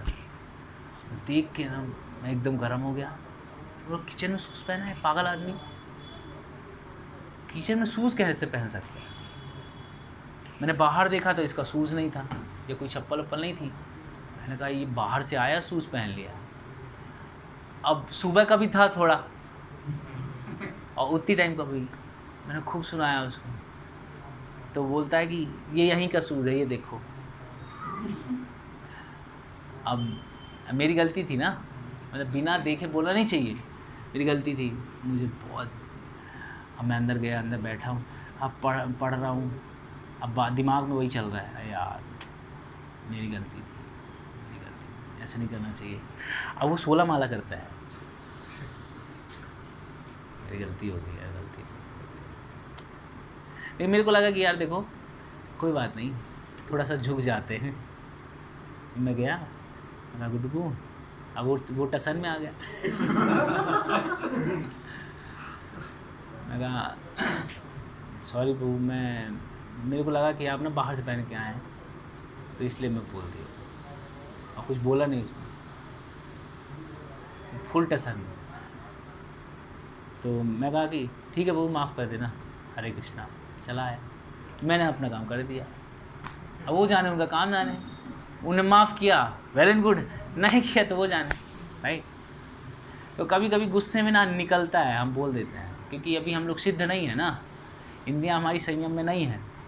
थोड़ा बहुत गुस्सा कंट्रोल कर लेते हैं, लेकिन हर बार नहीं कर पाते हैं। तो अगर मान लीजिए कि किसी को ठेस पहुंचा दी है, तो आप सीधे आइए और उससे माफ़ी मांग लीजिए, सिंपल है। इसका मतलब है, हाँ, इसका मतलब है कि अहंकार नहीं है आप में, क्योंकि अहंकार हमको माफ़ी नहीं मांगने देता। सीधे जाओ माफ़ी मांग लो, क्या आ जाता है। ज़्यादा यही बोल रहे हैं, अरे वो मेरे से एक बार माफ़ी मांग चुका है, यही बोलेगा, और क्या बोल सकता है रहेगा तो कुकी ना, इंस्ट्रक्शन तो बार बार हम ही से लेगा ना, बोल दे एक बार क्या जा रहा है, तो माफ़ी मांगना चाहिए। इसी को बोलते हैं, देखो ऊपर लिखा है ना, जाति नहीं देखना चाहिए, वो वैष्णव ये देखना चाहिए। अब हम जाति दे रही, कुक है ये नहीं देखना, वैष्णव है। ये इंपॉर्टेंट पॉइंट है, वैष्णवों की गलतियाँ सुधारना, ये सब हमारे लिए है। हम लोग कैसे सुधारते हैं वैष्णव की गलती, इस बताया हुआ है। वैष्णवों की गलतियों को सुधारते समय निम्नलिखित बातों का ध्यान रखना चाहिए, बहुत इंपॉर्टेंट है। ये आपस में दोस्ती जो है ना, दोस्त जितने हैं ना उनको देखना पड़ेगा। ये हमें द्वेष रहित होना चाहिए। जैसे मान लो कि विशाल प्रभु तुषार प्रभु फ्रेंड हैं, दोनों भक्ति में आगे बढ़ रहे हैं, चैंटिंग कर रहे हैं, ठीक है। अब तुषार प्रभु विशाल प्रभु को सुधारना चाहते हैं, तो सुधार में ना द्वेष नहीं होना चाहिए, पुराना बदला निकालने के लिए बोल रहे हैं उनको। द्वेष आता है ना बीच में, जब देखिएगा आपस में आपको आइडिया लगेगा द्वेष क्या होता है। हमारे हृदय में उस भक्त के प्रति कृष्ण भावना भावित रूप से सहायता करने की सच्ची इच्छा होनी चाहिए। मतलब हम उसको सुधार रहे हैं इसलिए नहीं कि तू कर नहीं पा रहा है और मैं कर ले रहा हूँ, ये द्वेष नहीं है। हम सुधार इसलिए रहे हैं ना कि उसको कृष्ण भावना भावित कर रहे हैं, हेल्प कर रहे हैं आगे बढ़ने के लिए, इसीलिए सुधारा जाता है। इस प्रकार का कार्य आध्यात्मिक रूप से एवं व्यवस्था के अनुसार योग्य तथा मदद करने वाला होना चाहिए। हम उसकी हेल्प कर रहे हैं ये मान के कि हेल्प कर रहे हैं आगे बढ़ाने के लिए। उस भक्त ने स्वयं को निर्देश देने के लिए आपसे अनुरोध किया हो, ये बहुत इंपॉर्टेंट लाइन है। हम सुधारते हैं, सामने वाले को अच्छा नहीं लग रहा है, ये नहीं होना चाहिए। फिर सुधारने का क्या फ़ायदा, वैष्णव अपराध हो रहा है। तो यदि उसने बोला हो कि या अंडरस्टैंडिंग बहुत अच्छी हो, जैसे मैं और अक्रूर को जानते हैं हम, एक आध दो लोग ने तो देखा हो अक्रूर को मैं जो है ना बहुत पहले के 2003 के फ्रेंड हैं हम लोग, और बहुत टाइम साथ में एक्सपेंड किया है। तो हम लोग वैसे बात करते हैं एक दूसरे से, बहुत फ्री होके बात करते हैं। और वो मेरे को कुछ बोलता है तो हो सकता है ऊपर मैं भी बोले हाँ चल ठीक तू देख ले, लेकिन फिर भी मैं सोचता हूँ, मुझे लगता है कि बोलता तो भले के लिए है, क्योंकि उसके अंदर द्वेष नहीं है। तो भले मुंह में ना दिखाऊं कि मैंने किया है, लेकिन धीरे धीरे आदत सुधारूंगा, है ना। तो अगर कोई अच्छे दोस्त है ना, कोई बोल दिया, ऊपर से भले नहीं कर पा रहे हो आप, लेकिन अंदर से अपने आप को सुधारो कि दोबारा गलती ना हो। क्योंकि दोस्तों के बीच में अपराध होता है बहुत तगड़ा वाला, हाँ, क्योंकि बहुत कैजुअल होते हैं ना, तो ध्यान रखना चाहिए। गलतियाँ बताने वाले भक्त का व्यवहार जैसी कथनी वैसी करनी जैसा होना चाहिए।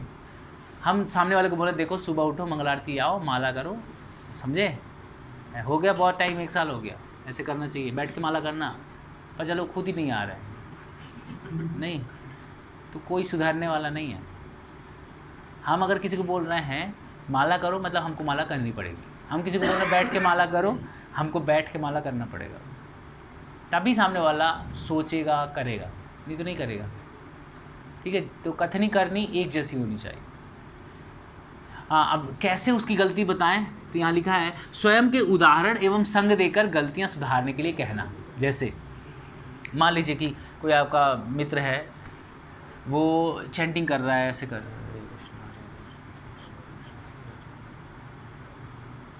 अब उसको हरि बोल, सोता नहीं है क्या तू, माला ही में सोता है, तो ऐसे नहीं करना चाहिए। अब प्रेम से ऐसे हल्के से उसको लगना चाहिए हेल्प कर रहा है मेरी, नहीं बदला नहीं निकाल रहा है कोई। जैसे कई बार देखते हैं हम लोग, इतनी जो हरे कृष्णा, वो ऐसे डरता है ना, मैं प्राण ही निकल जाए उससे। आप देखिए कभी कभी डिवोटीज ना चैंटिंग करते करते ना सो जाते हैं, और ऐसे उठाता हरी बोल, उसको समझ में नहीं आता क्या करना। मैंने देखा है अभी कई बार भक्तों के बीच में ऐसे ही होता है, भक्त लोग सो रहे हैं, ठीक है, दोपहर में सो गए, ठीक है, अब 2 घंटे हो गए, तो ऐसे बोलना चाहिए हरे कृष्णा प्रभु हरि बोल, प्रभु हरि बोल, ऐसे, और जाके हाथ पांव पकड़े हरि बोल। मतलब क्या निकालना चाह रहा है। तो भक्त के फ्रेंड भी है ना, फिर भी हमें भक्त के नज़रिए से ही देखना चाहिए। प्रेम, जितना प्रेम से हम जी सकते हैं ना सामने वाले को, उतना नियमों से डांट डपट के नहीं जी सकते हैं। प्रेम से जी सकते हैं, खूब प्रसाद खिला, इतना प्रसाद खिला यहाँ तक कि बोल ही रहा है अमृत गौर। तो ना जैसे अमृत गौर प्रभु है ना, बहुत केयर करते हैं, बहुत केयर करते हैं। मतलब अपनी थाली कभी नहीं लगाता वो आदमी, कहीं भी आप जाओगे ना परोसता रहेगा, फिर जो बचेगा उसको पालेगा। भक्त का यही लक्षण है, अपने लिए नहीं जीता ना, दूसरों के लिए जीता। तो ऐसे विरले लोग होते हैं, कुछ लोग होते हैं, तो ऐसे होना चाहिए। यदि आपको प्रेम करना तो इस हद तक जाकर प्रेम करना पड़े, तब सामने वाला अपना दिल देता है ना। जैसे गर्लफ्रेंड के साथ ऐसे ही तो करते हैं, नहीं, इतना प्रेम देते हैं कि उसका दिल जीत लेते हैं। नहीं, पहले याद करिए वो दिन जब आप लोग करते थे, आपका तो नहीं पता, मेरे को तो ये लगता है आप छोड़ दिया सब, लेकिन जब करते थे तो कितनी शिद्दत से करते थे ना।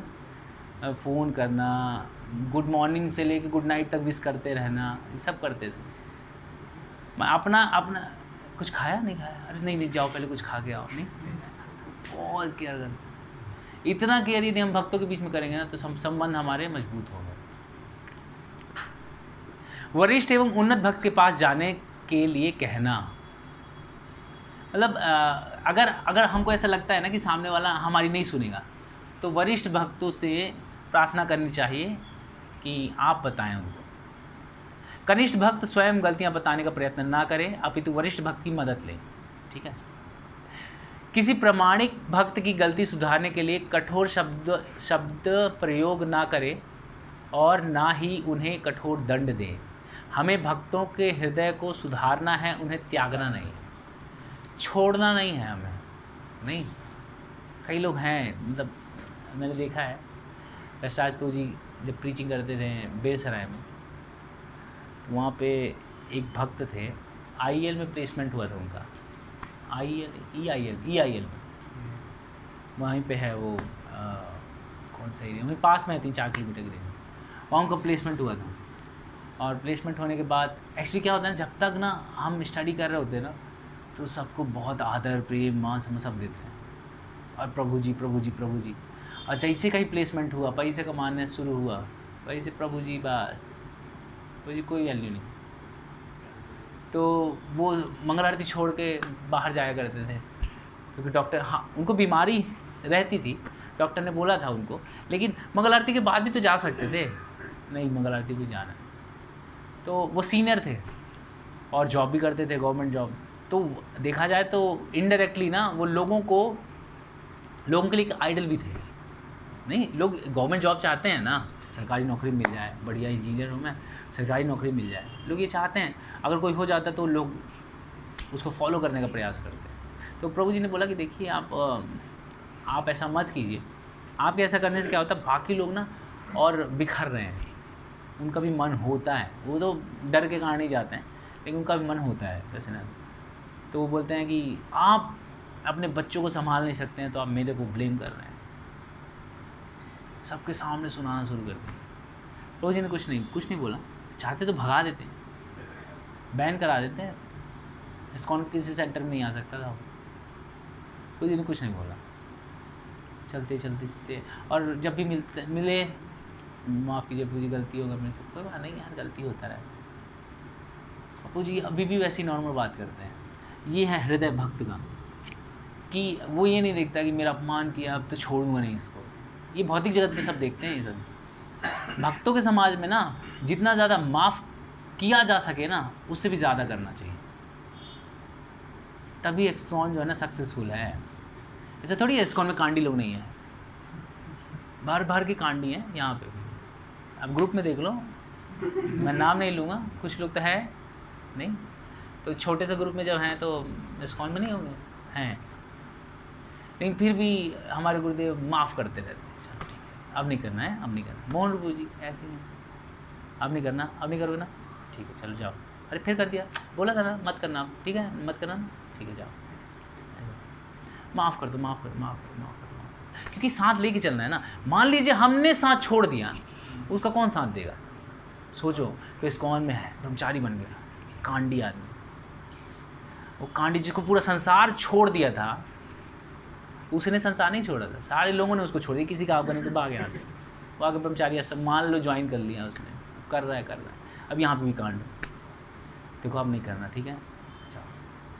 क्यों इतना माफ़ करते जाना है? क्योंकि मान लो संसार ने तो पहले साथ छोड़ दिया, अब हम भी साथ छोड़ देंगे तो अकेला हो जाएगा ना, फिर सुसाइड कर लेगा, या तो बहुत बड़ा पापी बन जाएगा, अत्याचार करेगा, है ना, बहुत सारे नियम ब्रेक करेगा और अपराधी बन जाएगा।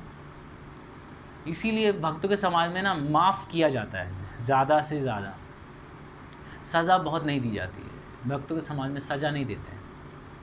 ऐसा नहीं होता कि तुम 10 साल के लिए अब इसी कमरे में कैद रहो, यही तुम्हारी सज़ा है, ऐसा नहीं होता। सज़ा नहीं, भक्तों के समाज में सज़ा नहीं होती है। ट्रांसफ़र हो सकता है कि चलो अभी कुछ दिन के लिए आप उस मंदिर चले जाओ, उस मंदिर में रहना। कौन से मंदिर में? छतरपुर में। यहाँ सांप निकलते हैं, सांप निकलते, ऐसा नहीं कि वहीं निकलते ही रहते हैं, कभी कभी जहाँ पे थोड़ा सुविधाएं कम होगी, जहाँ पे हरा भरा माहौल देखने नहीं मिलता होगा, वहाँ पे भेज देते हैं। जो लोग बहुत ज़िद्दी होते हैं उनके लिए। आप लोग तो बहुत अच्छे हैं, मंदिर आके बिगड़ते हैं लोग। इस साइड तो बहुत बढ़िया रहता है। अभी आप लाल वालों को देखेंगे, सबको देवता मानेंगे, सारे देवता है। जैसे आप लाल पहनेंगे ना, खाली मैं ही देवता हूँ, ये सब फ्रॉड है। होता है। क्यों होता है? अपराध के कारण। इतना अपराध कर देते हैं ना, इतना अपराध कर देते हैं कि हमें अच्छाई नहीं दिखती है, फिर बुराई दिखती है। क्योंकि चश्मा काला हम पहन लेते हैं, इसलिए सूर्य की रोशनी नहीं दिखती है, हमें सब कुछ अंधेला लगता है। ये भूल जाते हैं कि चश्मा उतारना है।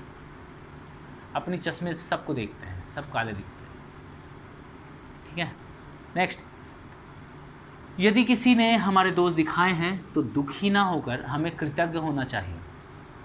सही गलतियाँ स्पष्ट रूप से निकालने के बाद भी विपरीत आचरण अहंकार का लक्षण है, ठीक है। हमें उसको थैंकफुल होना चाहिए, है ना। हमारी गलती बता रहा है ना, सोचो कौन होगा जो हमारी गलती हमें बता के सुधारने का प्रयास कर रहा है? हमारा हितैषी तो होगा। वैष्णव अपनी गलती सुधारने को भगवान की कृपा समझते हैं, ठीक है। सब कुछ भगवान की कृपा से। ये आ गया माताओं से व्यवहार, इम्पॉर्टेंट चैप्टर है ये, इम्पॉर्टेंट पॉइंट। स्त्रियों को सभी प्रकार का उचित सम्मान दें। इस्कॉन डिवोटीज़ जो है ना, बॉयज़ सारे, प्रभु जीज़ सारे लोग याद रखिए कि हमें माताओं को सम्मान देना है। सम्मान देना है, ऐसा नहीं कि मतलब आप सब समझते ही हैं, सिर्फ सम्मान देना है, मानसिक। बोला हरे कृष्णा माता जी, हरे कृष्णा। क्या करती हैं आप? नहीं पहुंचना है, हरे कृष्णा भी नहीं बोलना है, समझ रहे? किसी भी माताओं से ना हरे कृष्णा भी नहीं बोलना है। मानसिक सम्मान देना है कि माँ है ये, है ना। कोई कनेक्शन करने की ज़रूरत नहीं है। प्रॉपर शादी करना 2-4 साल के बाद, लेकिन कनेक्शन यहाँ इस्टेब्लिश करने की ज़रूरत नहीं है। अगर किसी को कनेक्शन चाहिए तो क्लास में आने की ज़रूरत नहीं है, क्लास में नहीं आना। अगर आपको ऐसा लगता है तो आप या तो प्रॉपर शादी करें या तो क्लास छोड़ दें। यहाँ क्लास में नहीं दिखना, क्योंकि ये क्लास वैसी है नहीं, है ना। हम चाहते तो एक साइड माताएं हो सकती थी, एक साइड प्रभु हो सकते थे ना, लेकिन कभी आपने देखा है इस्कॉन में ऐसा मिक्सिंग? कभी नहीं होता है। गृहस्था में होता है क्योंकि वो फैमिली है, सब लोग अपनी फैमिली लेके आते हैं। लेकिन जब यूथ क्लास, मतलब यूथ क्लास, हम गर्ल्स को मिक्स नहीं करते हैं। हम नहीं चाहते हैं मिक्सिंग हो, प्रभुपाद नहीं चाहते थे मिक्सिंग हो। मैं आज ही पढ़ रहा था, कल पढ़ रहा था, 3rd कैंटो प्रभुपाद ही बोल रहे हैं, मिक्सिंग नहीं चाहते। प्रॉपर शादी करो, वो बेटर है, ये मिक्सिंग नहीं। यूएसए में भी तो प्रभुपाद जी जो एक गर्लफ्रेंड है वो शादी करा रही है। विशेष रूप से यदि वह वैष्णवी है, तिलक लगाती है, 16 माला करती है तो अच्छी लगती है, तो उसे वैष्णव पद्धति से संबोधित करें। वैसे हमें संबोधन की ज़रूरत ही नहीं है, ठीक है। लेकिन कभी मान लीजिए कि किसी माता जी से बात करनी है तो भाव माता जी का ही होना चाहिए। नहीं, एक आया था, एक हमारे महाराज हैं, एक नव योगेंद्र स्वामी महाराज, उनके पास उनका एक डिसाइपल आया और बोलना है कि महाराज मुझे उस माता जी से शादी करनी है। वहाँ घुमा के एक तमाचा दे, बोले माता जी बोल रहा शादी भी करेगा। तो मत ढूंढिएगा इस्कॉन में, मेरा तो यही विनती है आपसे। ब्रह्मचारी को चाहिए कि प्रत्येक स्त्री को माता के रूप में देखे। गृहस्थ अपनी पत्नी के अतिरिक्त प्रत्येक स्त्री को माता के समान देखना चाहिए। ठीक है। ब्रह्मचारी क्लास में बताते हैं कि माता को 3 प्रकार से देखा जाता है, मतलब स्त्री को 3 प्रकार से देखा जाता है। पहले स्त्री को नागिन समझना चाहिए। क्या समझना चाहिए? क्या नागिन समझते हैं? नहीं समझते? नागिन नहीं समझते? बहुत सीधे हैं आप तो। सांप समझते हैं? सांप की वाइफ, नाग की वाइफ नागिन। स्त्री जाती है ना, इसलिए नागिन बोला गया, नहीं तो नाग बोलते। सांप, जैसे सांप जो होता है वो ठंडा होता है, पता है आपको सांप ठंडा होता है। तो अब गर्मी है तो सांप को थोड़ी लपेटेंगे, 5 सांप ले आ लपेट लिया भाई नहीं करेंगे ना। उसी प्रकार से स्त्री भले अच्छी कितनी भी लगे, हमें लपेटना नहीं है, मतलब दूर रखना है, हमें नहीं चाहिए। समझ रहे हैं? कितना भी अच्छा लगे हमें नहीं चाहिए। दूसरा, जब और धीरे धीरे प्रैक्टिस करें किसकी? कृष्णा कॉन्शियसनेस की। जब प्रैक्टिस करते करते करते करते हम एलिवेट और ऊपर चले जाएंगे कॉन्शियस के लेवल पे, ऐसा नहीं कि यहाँ से और लोग चलेगा, कॉन्शियसली यदि हम ऊपर उठेंगे तो फिर हमें समझना चाहिए कि स्त्री जो है ना वो माता के समान है। क्योंकि अभी ना हम स्त्री को माता के समान देख ही नहीं सकते, हमारे मन में गलत विचार आते ही हैं, इसलिए उसे समझना चाहिए नागिन है और दूर रहना चाहिए। और जब हम इस काबिल हो जाएं, माता समझने लायक हो जाएं, और फिर और कॉन्शियसनेस और ऊपर उठेगी, तो फिर एक स्त्री को एक आत्मा या सोल के जैसे देखना चाहिए कि वो भी आत्मा है, मैं भी आत्मा हूँ, हम दोनों में कोई भेद नहीं है, वो तो बॉडी है ऐसे। तो पहले नागिन, फिर माता और फिर आत्मा। ठीक है। तो हम सबका लेवल अभी क्या है? क्योंकि हम लोग कौन है?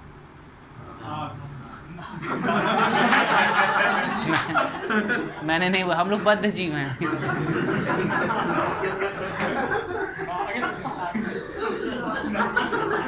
ठीक है, ठीक है, चलो। ब्रह्मचारी केवल महत्वपूर्ण भक्ति सेवा के कार्य हेतु ही माताओं के संपर्क में रहें, इससे अधिक नहीं। ब्रह्मचारी केवल, अगर महत्वपूर्ण लिखा हुआ इम्पॉर्टेंट है ना, अगर बहुत इम्पॉर्टेंट है तो ही, अदरवाइज ज़रूरत नहीं है। बोले कि हम लोग ने प्रसाद पा लिया, माता जी लोग को सर्व कर देते हैं, बिल्कुल ज़रूरत नहीं है। आप प्रसाद पाओ, निकलो यहाँ से, कोई ज़रूरत नहीं, क्योंकि हमारा सारा हृदय जो है वो पिघलता है वो देख के। अब मान लो एक बार हम लोग प्रसाद वितरण कर रहे थे, सब हो गया, हम लोग बैठ कर सोचे अब हम भी पा लें। तो हम 2-3 मित्र पा रहे थे, तो एक नया था थोड़ा, वो बोलता है अरे बोल उठो अभी सर्व करना है। अरे भाई इतने लोग को सर्व की, 300 लोग को, और किसको सर्व करे वो? अरे वो देखो वो हम माता हैं, इनको सर्व करना है। मैंने वाह, वो थकान गायब, सर्व करना है, वो माता हैं। तो माताएं वहाँ बैठ गई, तो मैंने बोला बैठो, कोई कर देगा यार, मेरे पैर दर्द हो रहे हैं और भूख भी लगी है, कोई कर देगा, परेशान मत हो। तो यार ये ठीक नहीं है यार, ये इस्कॉन का यही तो वो हो जाता है ना, माताओं को एकदम निगलेक्ट ही कर दिया है। बोले यार कोई कर देगा ना, तभी कोई आए और माताओं की प्लेट लग गई, माता है। फिर 5 लड़के आए, हम बोला हरी बोल, बोले प्रसाद पाओ। हमारा हृदय सारा पिघलता है माताओं को देख के।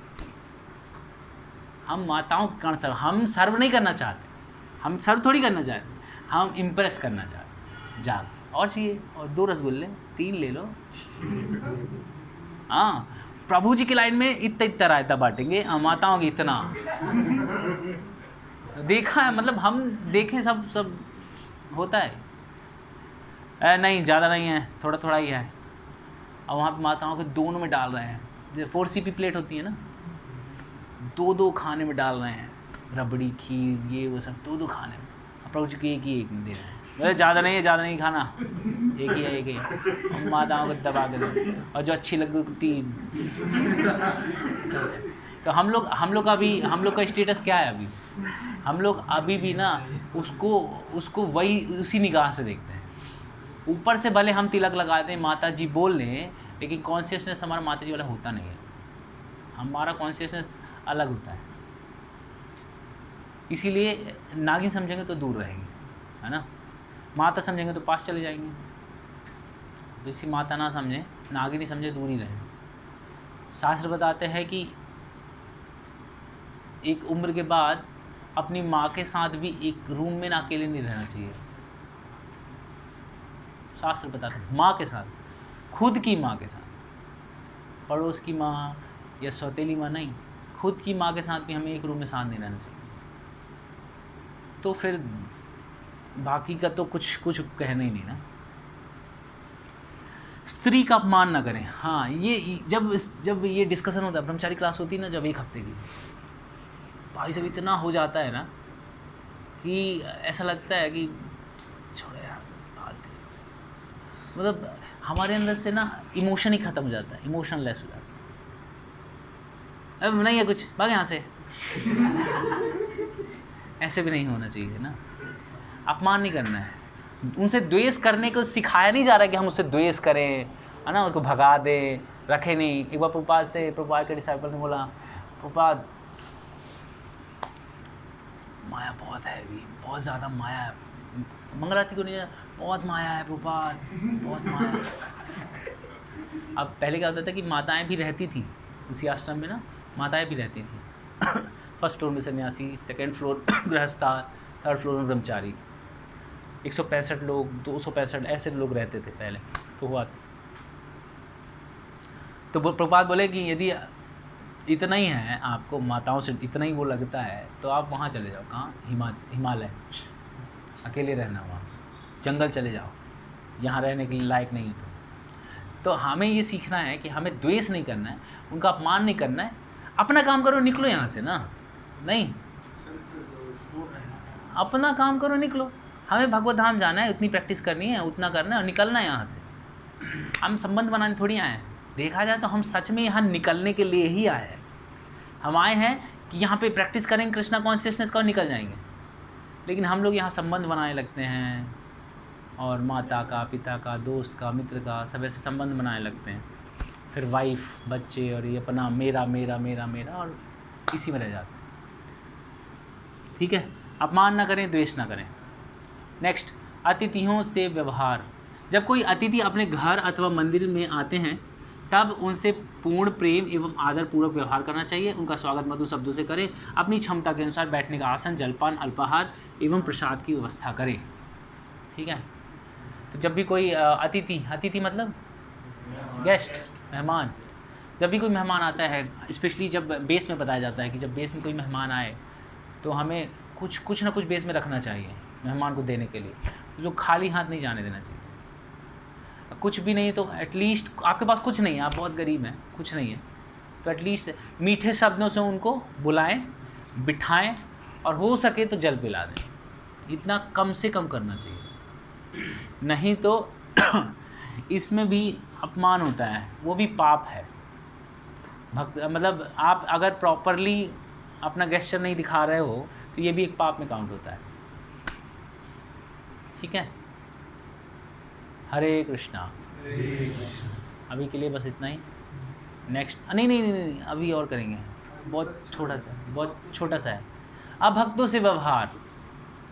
किसी भी अभक्त को चरण स्पर्श ना करने दें, परंतु यदि वे बहुत अधिक आग्रह करें और उसे टालने का कोई मार्ग ना हो, तो जब वे चरण स्पर्श करें तब पूर्व आचार्य एवं आध्यात्मिक गुरु का स्मरण करते हुए उनका प्रणाम स्वीकार करें एवं प्रतिक्रिया स्वरूप दोनों हाथ जोड़कर प्रणाम करें। क्लियर है। किसी को भी टच करने नहीं देना चाहिए अपने चरण, क्योंकि क्या होता है कि वो हमारे स्वीकृति लेता है और हमारे अहंकार को बढ़ाता है। अब सोचिए ना, कोई हमारे पाँव छू रहा है तो हम एक लेवल ऊपर हो जाते हैं उससे। खुश रहो बेटा, पहले नहीं बोलेंगे, प्रैक्टिस के बाद बोलने लगेंगे। तो पैर नहीं, किसी को टच नहीं करने देना चाहिए। और यदि जैसे हम मान लीजिए कहीं प्रचार में गए हैं और होते हैं, मैं एक बार वृंदावन में था, मेरा फ्रेंड आया था, तो फ्रेंड, उसकी वाइफ और उसकी वाइफ की मम्मी और 4-5 लोग थे। मेरे फ्रेंड ने, मैं भी वृंदावन में था, तो मेरे फ्रेंड ने मेरे को कॉल किया, बोला कि भाई तू आ जा, एक दर्शन करा दे। मैंने कहा ठीक है चलो, दर्शन कराने में कोई दिक्कत तो नहीं है, चलो करा देते हैं। तो मैं आया और सब जहाँ जहाँ हम जाते हैं इस्कॉन में, वहाँ ले गया, कथा थोड़ी बहुत कथा वथा भी कर दी। ऐसी धोती कुर्ता में था प्रॉपर, कथा वथा कर दी। जब मैं जाने लगा, ठीक है ओके हरे कृष्णा, जाने लगा तो माता जी तो गिर गई पैर में। बोले स्वामी जी आपने तो बहुत सार्थक कर दिया हमारा जीवन, ये वो। मेरे को अजीब तो लगता ही है ना, स्पेशली जब माँ की उम्र का कोई आपके पैर टच करे, अजीब लगता है। लेकिन ये बात याद रखनी चाहिए कि एक्चुअली वो हमें प्रणाम नहीं कर रही है ना, हमारी कॉन्शियसनेस को ना वो धन्यवाद कर रही हैं। कि कॉन्शियसनेस जो बिल्ट हुई है ना, वो किसके कारण हुई है? प्रभुपाद के कारण, आचार्यों के कारण ना। तो हमें ट्रांसफ़र करना चाहिए। कोई हमारा ग्लोरिफिकेशन करता है ना, प्रभु जी आप तो ये हैं, प्रभु तो वो, आप तीर हैं, आप तमंचे हैं, आप तोप हैं, ये हैं, कोई बोले ना, ट्रांसफ़र करना चाहिए सीधे किसको? गुरु परंपरा कि जितना भी क्वालिटीज है, जितना भी ग्लोरीज कोई मेरे लिए बोल रहा है, वो सब कुछ ऊपर से ही आया है, मेरा अपना कुछ नहीं है। इससे अहंकार नहीं होगा। नहीं तो सोचिए रोज़ सुन सुन के नहीं बढ़ेगा अहंकार। इससे मोगले वो कितना सुनते हैं, वो दोनों सुनते हैं, गाली भी बहुत भयानक सुनते हैं वो। एक्चुअली ना हमें पता नहीं है, हमें ऐसा लगता है ना अमुक लिया। अरे बहुत से लोग बहुत गरियाते हैं, मतलब माँ बहन पता नहीं क्या क्या बोलते हैं। लेकिन एक भक्त जो होता है ना, वो दोनों को सहन करता है, अपमान को भी सहन करता है और मान को भी सहन करता है। मान को सहन करता है कैसे? भगवान को ट्रांसफ़र करके, परंपरा को ट्रांसफ़र करके, गुरु परंपरा को ट्रांसफ़र करके, सारा मान गुरु परंपरा को ट्रांसफ़र करता, तो मान को सहन करता है। अपमान को कैसे सहन करता है? प्रारब्ध समझ, मेरे कर्म का फल, ये समझ। और अमोघ लिए बहुत अच्छे से ना ड्राइव कर करके निकलते हैं, उनको कोई फ़र्क नहीं पड़ता। अमोघ लिए को रंच मात्र भी फ़र्क नहीं पड़ता कि उनका मान हो रहा है, अपमान हो रहा है, उनको कोई फ़र्क नहीं। उनको जो बोलना है वो बोलेंगे और निकल लेंगे। एक बार अभी अमोघ लिए वहाँ गए थे, हिसार में भागवतम कथा करने। हाँ वहीं से। हाँ तो जिस दिन लौट रहे थे, उस दिन उनके पेट में बहुत दर्द था, लूज मोशन स्टार्ट हो गया। अब अगले दिन की फ़्लाइट थी जबलपुर की और वहाँ से दिल्ली आना था उनको। अब लूज मोशन स्टार्ट हो गया है, अब दवाई भी लिए, वहीं लेट रहे हैं, गर्मी भी थी बहुत।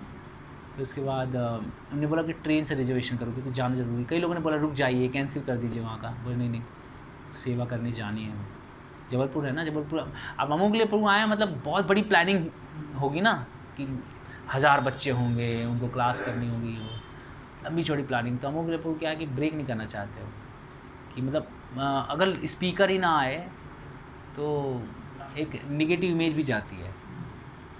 और दूसरा क्या है कि वो सेवा करना चाह रहे हैं ना। यहाँ पे बैठ के का मतलब ये थोड़ी है कि हम बहुत बड़े हीरो हैं। यहाँ बैठने का मतलब ये है कि आप लोग की सेवा करना, यही है एक्चुअली। तो वो ट्रेन में रिजर्वेशन कराए और ट्रेन में जब लूज मोशन लगे, कपड़े उतारें, गमछा पहने और चले जाएं। फिर वहाँ से आएँ और फिर कपड़ा पहने और सोएं। फिर थोड़ी देर बाद फिर उठें, फिर गमछा पहने, फिर जाएँ, फिर ना। ऐसे करके वो दिल्ली पहुँचे और अगले दिन की सुबह की फ़्लाइट थी, सुबह की फ़्लाइट से जबलपुर गए। तब तक दवाई ने असर किया। तो शरीर को, इसको बोलते हैं तपाना, भगवान की सेवा के लिए शरीर तपाना, ये तपस्या है। बिना तपस्या के हम शुद्ध होंगे ही नहीं। क्या लग रहा है खाली डांस कर करके शुद्ध हो जाएंगे? आएंगे मंदिर 6:30 से 7:30 डांस करेंगे, गोपियों की तरह, गोप की तरह, गौरव महाप्रभु के जैसे नाचेंगे, उनके सामने आंसू बहाएंगे और शुद्ध हो जाएंगे? इम्पॉसिबल है। सहजीय भाव लेके और चले जाएंगे इसको से, ऐसे कभी शुद्ध नहीं होगा। वही सहज भाव, रोना, बताऊंगा अगली क्लास में, हम अपर संप्रदाय में डिस्कस करेंगे सारा। अलग अलग से भाव आ जाना। देखिए सिंपल है, मैं वैसे बोलना नहीं चाहता था कि मेरे को लगता है ठीक है आप लोग करिए जैसा भी, लेकिन अब मुझे लगता है बोलना चाहिए कि क्लासेस में रेगुलर आना और इवनिंग प्रोग्राम में नहीं आना, मंदिर के इवनिंग प्रोग्राम में रेगुलर नहीं आना। समझ में आ रहा है? क्लास में रेगुलर होना और मंदिर के इवनिंग प्रोग्राम में रेगुलर नहीं होना। कभी कभार आ गए तो ठीक है, दर्शन की। हम लोग यहीं रहते हैं। मेरे से पूछिए इवनिंग प्रोग्राम मैंने एक दिन भी अटेंड नहीं किया होगा। एक आध बार कभी मेरे को बोल दिया किसी ने कि थोड़ा तुलसी कीर्तन कर देना, तभी एक आध दो बार अगर अटेंड किया होगा, या अखरूप आ गए होंगे उनके साथ अटेंड किया होगा। पिछले 2.5 साल में मैंने अटेंड नहीं किया इवनिंग प्रोग्राम। हाँ उसके बाद होता है। नहीं आज एक्चुअली ना वो माहौल देखा जाए तो माहौल, हम माहौल के लिए आते हैं। भरा भरा लोग, भरे भरे लोग, माताएं भी हरे कृष्णा वाली तिलक विलक लगा के बढ़िया लगता है। उनके सामने नृत्य करते उनको भी लगता है अरे बाप रे, प्रभु जी तो बहुत सिंसियर है। और फिर कहते हैं प्रभु जी, मतलब कोई लड़का यदि किसी लड़की के पीछे पड़ता है ना, उससे भी ज़्यादा खतरनाक पता क्या है? लड़की के पीछे पड़ जाए, वो खतरनाक है भैया। इसीलिए आप प्रॉपर शादी करें, मंदिर के लफड़ों से दूर रहें, मंदिर को बदनाम ना करें, अपने को बदनाम ना करें, अपने ग्रुप को बदनाम ना करें, और किसी और के साथ बहुत ज़्यादा संग करने की ज़रूरत नहीं है। ग्रुप के लोगों का संग करो। आप आपके ग्रुप में 20 लोग हैं, आप ग्रुप के लोग का संग करो। उनके देखिए मंदिर रोज़ रोज़ आने से आज बेहतर पता है क्या है? प्रैक्टिकल सेवा करना। आप रोज़ मंदिर आके क्या दिखाना चाह रहे हो? रोज़ मंदिर आपको बहुत बड़े तमंचे हो, तोप हो गया, मंदिर आके क्या दिखा रहे हो? कुछ नहीं मिलने वाला, खाली अहंकार बढ़ेगा। और आज कुछ लोग होंगे जो आपके अहंकार को बढ़ाएंगे, बूस्ट करेंगे। कुछ लोग होंगे अरे रोज़ आते हो आप, क्या भक्ति है आप में, तो बिल्कुल ये, आप तो वो हैं, आप तो बहुत जल्दी तरक्की करेंगे। फिर इसी में से कुछ लोग होगा जो आपको वृंदावन लेके जाएंगे, वो चलिए हम वृंदावन लेके जाते हैं।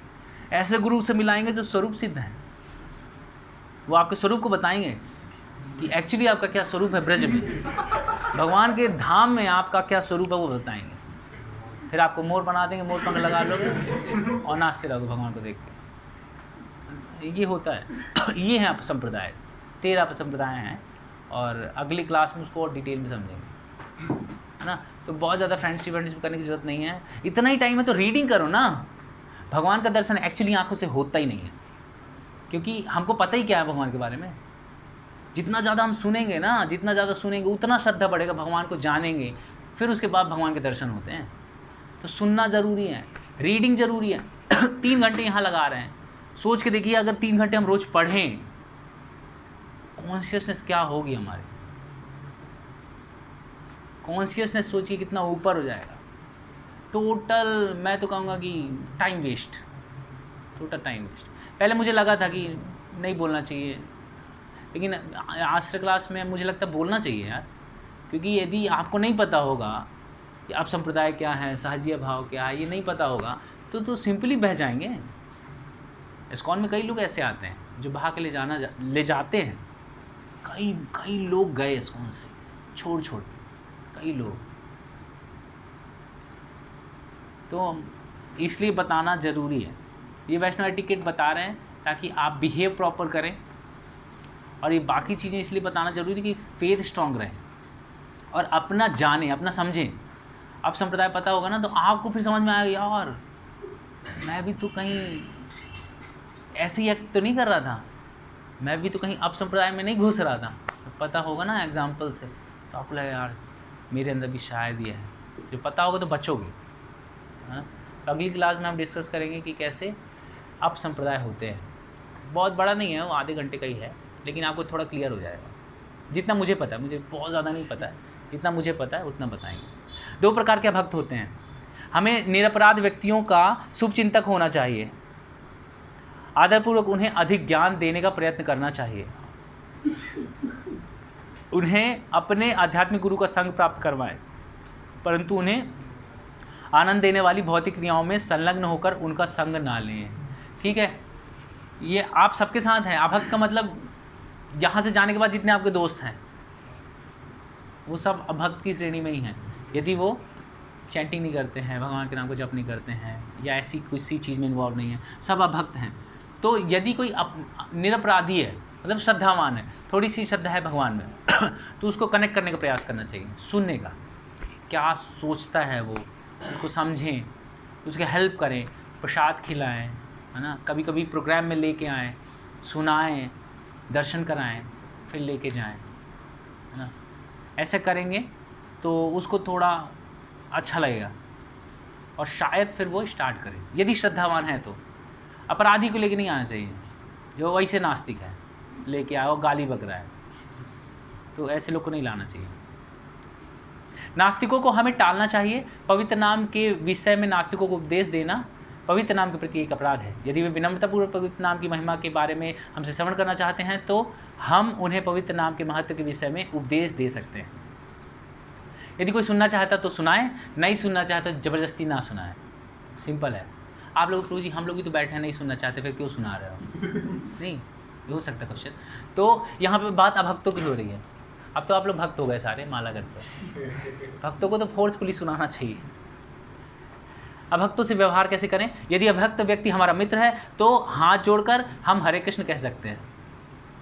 यदि अभक्त व्यक्ति वरिष्ठ संबंधी हो तो हम हरे कृष्ण कहकर झुककर नमस्कार कर सकते हैं। यदि हमारे समक्ष कोई व्यक्ति गुरु वैष्णव अर्थात शास्त्रों के विरोध में कुछ कहे तो हमें उस व्यक्ति को तो उसे शांतिपूर्वक तथा विस्तार से प्रणाम देकर संतुष्ट करना चाहिए, किंतु यदि ये संभव ना हो तो स्थान छोड़ दें। देखिए, यदि कोई शास्त्रों की निंदा करता है, भगवान की निंदा करता है, तो हमें क्या करना चाहिए? पहला, तर्क शक्ति से उसको हरा देना चाहिए। यदि कोई तार्किक हमसे बोलता है, डिबेट करता है, हमारे पास इतना ज्ञान होना चाहिए कि हम उसको डिबेट से हरा दें। दूसरा, अगर हमें पता है हमारी औकात है नहीं, हम नहीं कर सकते, तो वहाँ से भाग जाना चाहिए। और तीसरा, सुसाइड कर लेना चाहिए। तीनों में क्या ईजी है? चले जाओ। कोई अपराध कर रहा है, सीधे चल, हरे कृष्णा प्रभु जी, सीधे चले जाओ, सुनने की जरूरत नहीं है। सुनेंगे अपराध लगेगा, फिर फॉल डाउन हो जाएगा, फॉल डाउन निकल जाएंगे। ठीक है। नेक्स्ट, लोगों से व्यवहार करते समय अपने अहंकार को त्याग दें। लोगों में अपने क्रोध को प्रकट ना करें। विनम्रता एवं सहनशीलता से हम क्रोध एवं चिंता पर विजय प्राप्त कर सकते हैं। सार्वजनिक स्थानों पर बैठकर व्यर्थ वार्तालाप ना करें। ये भी इम्पॉर्टेंट है। चाय की टपरी वपरी बैठ के, पहले हम लोग कॉलेज जाते थे, पहले मैं बहुत चाय पीता था, गर्मी में पी रहा हूँ, जैसे बैठे हैं आप गप्पे मार रहे हैं चाय की टपरी पे, तो हाँ भाई चाय ले आ, और चाय ले आता है, स्पेशल बनवाते थे, चाय ले आया, पी रहे हैं। और प्लानिंग से होती ना, इंजीनियर्स में प्लानिंग बहुत चलती है, ये बिजनेस वो बिजनेस करेंगे, बिजनेस खूब प्लानिंग चलती है। चाय ख़त्म हो गई यार, अरे भाई एक और दियो, फिर और चाय, 3-4 चाय पीते थे। मीटिंग ऐसी चलती थी। सारे जितने भी हमारे बिजनेस कॉन्फ्रेंस होते हैं ना, सिर्फ टपरी पे ही होते थे। 6-7 लोग बैठ के खूब गप्पे मारते थे। तो ये सब भक्ति के पहले, भक्त बनने के पहले चल सकता है, लेकिन अब नहीं चलेगा। क्योंकि देखो, आप सब लोग ना सहन तो कर ही नहीं पाए होगे। सब लोग घर पहुंचते ही घर वालों से, दोस्तों से बताना शुरू कर दिए होगे कृष्ण जो है वो भगवान है, और कुछ ये कर, कुछ वो कर, ये बोल चुके। अब उन्हीं के सामने गप्पे मारोगे नहीं तो वो समझ जाएंगे फ्रॉड है, इससे कुछ ना होगा, खाली बोलने के लिए है। क्योंकि जो सही में भक्ति कर रहा है ना, उसके व्यवहार में परिवर्तन आ जाएगा। तो ये व्यर्थ की वार्तालाप नहीं करेगा, फालतू टपरी पर नहीं बैठेगा। मूर्ख, पापी, पीड़ित, कुरूप, पतित एवं अपंग व्यक्ति का उपहास न करें। ये तो सिंपल है, सिंपल एटिकेट वही है कि मतलब ये सब नहीं करना चाहिए। ठीक है। अगला इम्पॉर्टेंट है, ये भी इम्पॉर्टेंट है, बहुत इम्पॉर्टेंट। अभी स्टार्ट हुआ भाग 5, साधना। चैंटिंग कैसे करें? मन जाता है यहाँ वहाँ, कहाँ कहाँ मन जाता है, कैसे क्या करें, तो ये सब कुछ डिस्कस करेंगे अब जप के लिए। ठीक है। और यदि किसी के पास खूब टाइम हो तो प्लीज़ शास्त्रों का अध्ययन करें, प्रभुपाद बुक्स पढ़ें, प्रभुपाद को सुनें। प्रभुपाद ने इतनी बार लिखा है ना साजिया के लिए, इतनी बार लिखा, क्योंकि बहुत परेशान हो गए थे साजियों से ना। भक्ति सिद्धांत महाराज का पूरा जीवन 3 संप्रदाय को निकालने में निकल गया, लोगों को बताने में कि ये 3 संप्रदाय से बचना है, इनको उनको काटने में ही निकल गया समय भक्ति सिद्धांत महाराज का। एक तो थे जात गोसाई, बताऊंगा कहानी, अभी इंटरेस्ट चला जाएगा फिर अगली बार, ठीक है। तो अगली बार इम्पोर्टेंट क्लास होगा, सब आएँ और वैसे भी रेगुलर आएँ। एक क्लास आके एक क्लास नहीं आ रहे हैं, फिर 2 क्लास आ रहे हैं, फिर नहीं आ रहे हैं, फिर नहीं जमेगा। सिंसियरिटी नहीं है भक्तों के पास। अगर हम रेगुलर आ रहे हैं ना, मतलब हम दिखा रहे हैं कि हम सिंसियर हैं।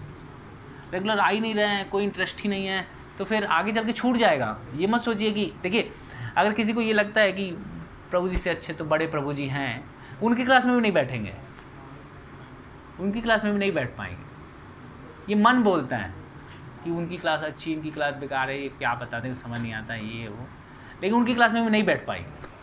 फिर ऊपर अच्छा लगे यार साथ को क्या बोलते हैं, मोहन बाबू जी क्लास में, उनकी क्लास नहीं बैठ पाएंगे। हम लोग जब लॉकडाउन में चैतन्य चैतन्य की क्लास ले रहे थे ना प्रभु जी, कई लोग सुनते थे, धीरे धीरे बहुत सारे लोग छोड़ दिया। मोहन रूप प्रभु जी की क्लास, चैतन्य चरित्रामृत पे, मतलब वो बुक पे जब वो मोहन रूप जी क्लास लेते हैं ना, राधे श्याम प्रभु बोलते हैं कि मतलब मोहन रूप प्रभु से अच्छी भगवान चैतन्य महाप्रभु की कथाएं कोई नहीं बोलता, और दिल्ली वाले वैल्यू नहीं देते। अपराध करते हैं ना, अपराध का बोझ बहुत हैवी होता है। वो उसके भी बोझ, जो वो उसका बोझ था ना, वो कौन सी पिक्चर थी वो, चक दे इंडिया में बोलता है ना कि अपमान का बोझ, एक हार का बोझ, उससे भी हैवी होता है अपराध का बोझ। वो तो कुछ भी नहीं है। ठीक है, तो हम अगला चैप्टर लेंगे भाग 5, और इसी बीच में डिस्कस करेंगे हम अप संप्रदाय, वैष्णव अप संप्रदाय। ठीक है, किसी का कोई क्वेश्चन है तो बोल सकता है। हरे कृष्णा। इनके बहुत सारे क्वेश्चन हैं, इतने मैसेज करते हैं ना मेरे को। क्या सुनने से?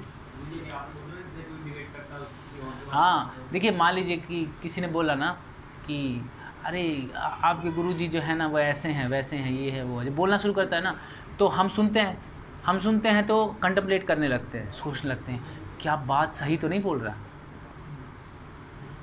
फिर जब आप अगली बार गुरुदेव को देखेंगे ना, श्रद्धा थोड़ी कम हो चुकी होगी। हाँ, श्रद्धा कम होगी।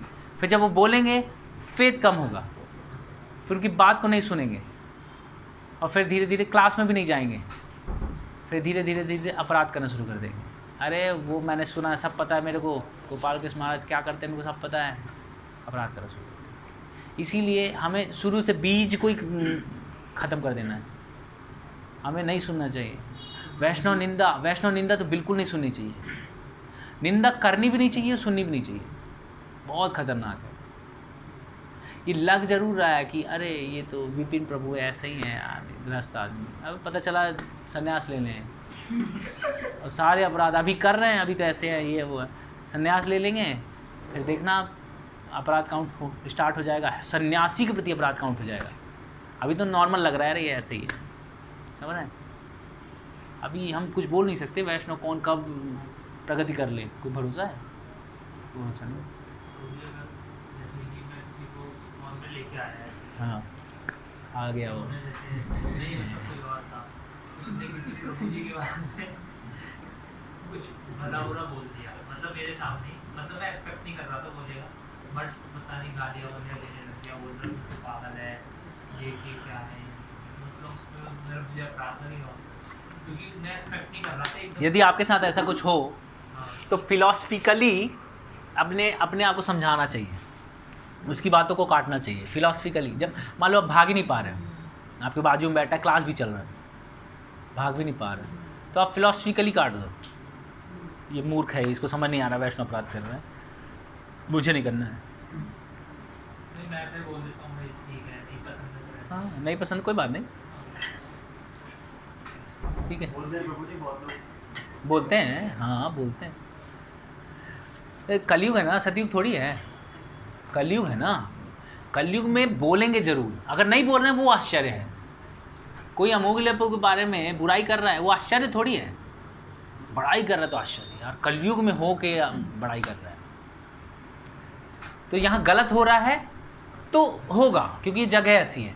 सही हो रहा है, भाई सही हो रहा है, जैसे इस्कॉन प्रगति कर रहा है, बड़ी बात है। इतने पापी लोग घूम रहे हैं, कोई बड़ी बात नहीं है, तो होना ही है, जगह ही ऐसी है। कलौ शूद्र संभव, सब शूद्र हैं कलयुग में, लेकिन कोई यदि ब्राह्मण वैष्णव बन रहा है, बड़ी बात है। और बोलिए। ये प्रभु जी वैष्णव में प्रेम का व्यवहार आपने बताया ना, भगवत सेवा के लिए समर्पित इच्छा, ये अथवा प्रचार करना, ये वैष्णवों से प्रेम का मतलब ये है, प्रेम जैसे मान लीजिए हम प्रचार कर रहे हैं, प्रचार करके वैष्णव बना रहे हैं और वैष्णव से प्रेम करना सिखा रहे हैं। हाँ, प्रचार का मतलब यही हुआ ना, हम प्रचार कर रहे हैं, उनको प्रेम करना सिखा रहे हैं कि आप एक दूसरे से प्रेम से व्यवहार कीजिए। तो जब मैं दूसरों को सिखाऊंगा तो मुझसे भी तो प्रेम का व्यवहार ही होगा ना। मैं भी वही करूँगा, ज्ञान दूंगा, ज्ञान लूँगा, ऐसे ही होगा ना। उसमें लिखा है ना एक लाइन, ज्ञान देना, प्रचार करना, तो प्रचार करना। और हाँ, अभी जैसे किसी ने धोती वाला पहन लिया है और प्याज लहसुन मिर्च कुछ नहीं खाता, लेकिन उसकी आदत है, पुरानी आदत के कारण अभी मूवी देखता है, छोड़ नहीं पा रहा है, तो उसको इसका अपराध लगेगा? देखिए, यदि वो क्लास में आता है, बढ़िया सुनता है, प्रसाद दबा के खाता है और मूवी देखने जाता है, तो उसको पाप तो लगेगा। लेकिन बाहर रहता है, क्लास में नहीं आता, कभी जुड़ा ही नहीं, कभी जानता ही नहीं है, तो उसको पाप लगेगा। वो जल्दी ठीक हो जाएगा, हरि नाम लेगा, ठीक हो जाएगा। पाप से आसानी से निकला जा सकता है। गंगा जी में स्नान कर लो, पाप धुल जाएंगे।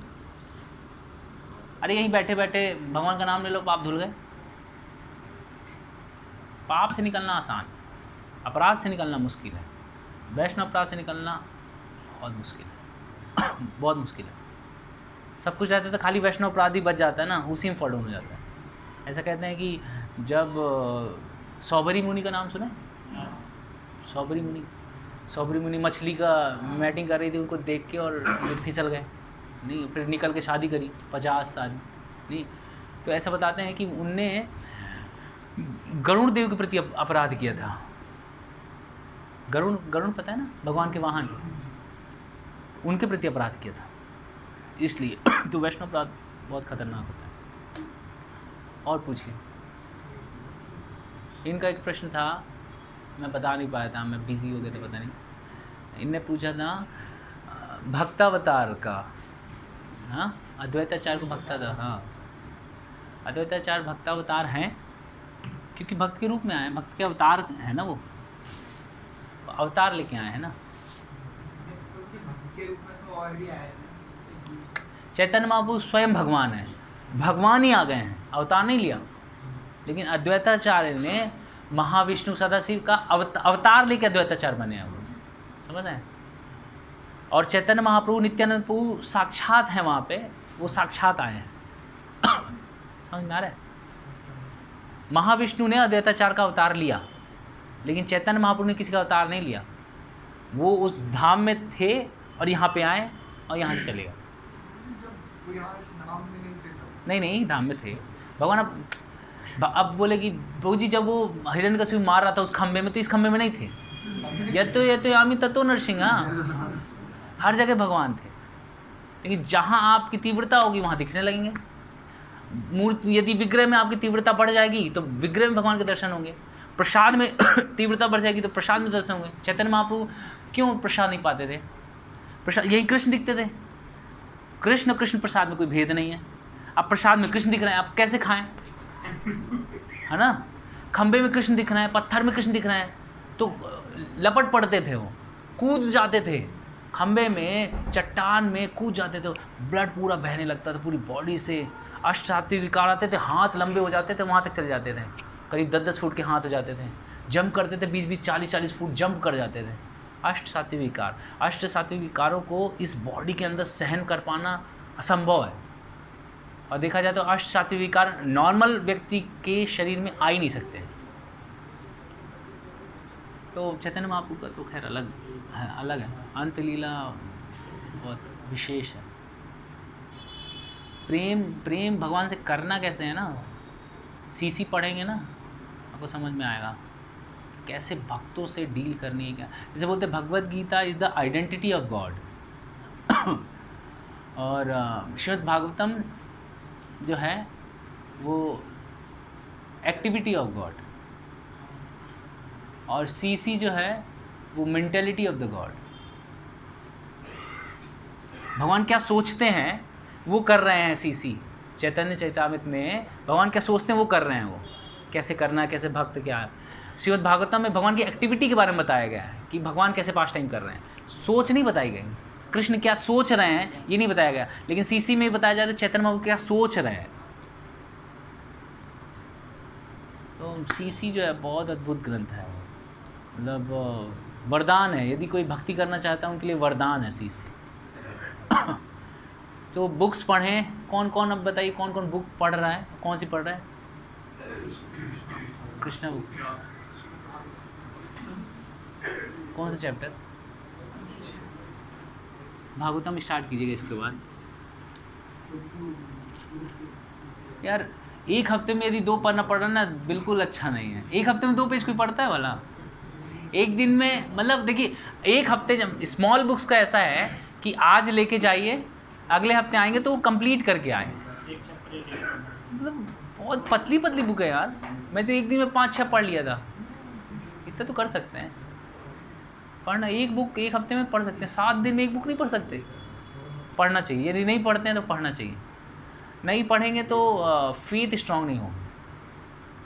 पढ़िए। आप क्या पढ़ रहे हैं? अच्छा हाँ, आप कुछ पढ़ रहे हैं? पढ़िए पढ़िए पढ़िए। मनीष बुक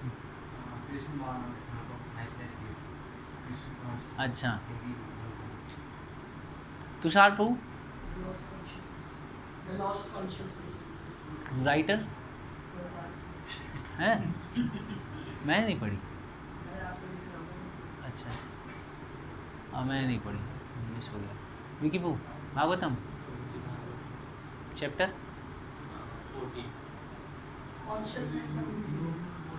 हैं? वो जब पहली बार आए थे ना तो एक बुक खरीदी थी जिसका नाम योग में पूर्णता।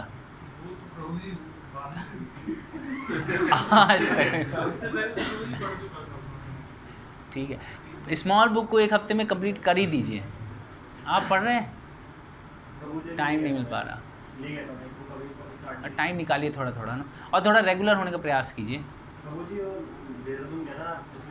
हाँ मैं समझ गया, लेकिन प्रयास कीजिए रेगुलर हो। आप कुछ पढ़ रहे हैं?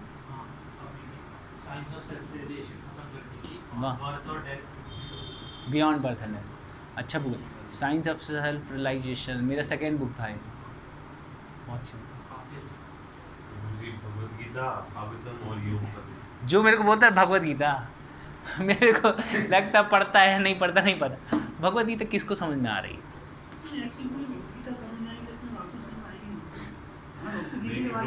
नहीं ठीक है, बात सही है, ऐसे ही पढ़ना चाहिए। पहले भगवद गीता फिर भागवतम।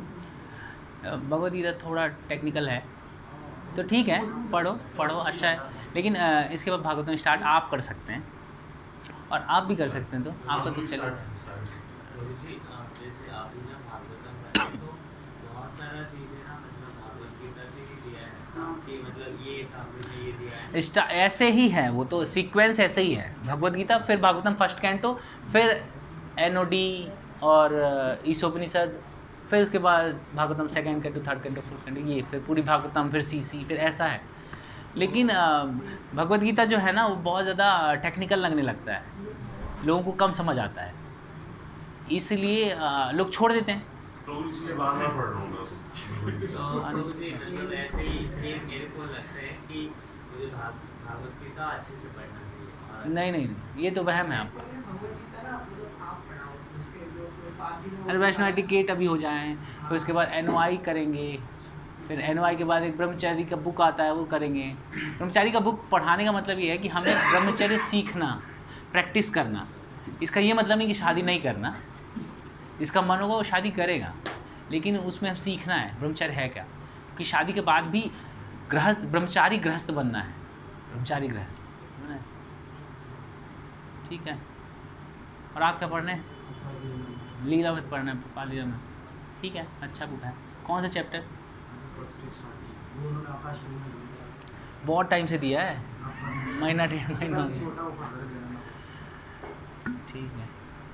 और आप कोई भगवत गीता आप रख दीजिए, या एक श्लोक में कोई दिक्कत नहीं है। स्मॉल बुक कोई होती है ना, पतली पतली बुक, इनको दीजिए पढ़ने के लिए। मेरे पास चार बहुत सारी है। हाँ, ऐसे प्रभुपाद बुक पढ़िए। भगवत गीता अभी इतनी जल्दी समझ नहीं आएगा, पढ़ रहे हैं तो ठीक है, लेकिन कुछ और पढ़िए, बुक्स पढ़िए, स्मॉल बुक्स, फिर मीडियम बुक्स, फिर भगवत गीता, श्रीमद् भागवतम।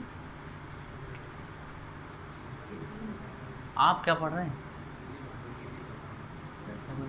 चैप्टर 3। अगली बार मिलूंगा तो पिछली बार कुछ बोला तो नहीं था। सीरियसली पढ़ेंगे ना। देखिए यदि प्रगति करना है तो रेगुलर क्लास में आना और पढ़ना, प्रभुपाद को सुनना, रोज़ पढ़ना, चैंटिंग करना, बस थोड़ी देर और। तो पढ़ना, प्रभुपाद को पढ़ना, प्रभुपाद को रेगुलर सुनना और चैंटिंग करना और क्लास में आना वीकली बहुत ज़रूरी है। और हाँ, किसी को खूब मंदिर आने का बहुत मन करता है किसी को ना, तो सुबह आए मंगल आरती, नहीं तो प्रेम सुबह दिखाएं, शाम को नहीं, सुबह।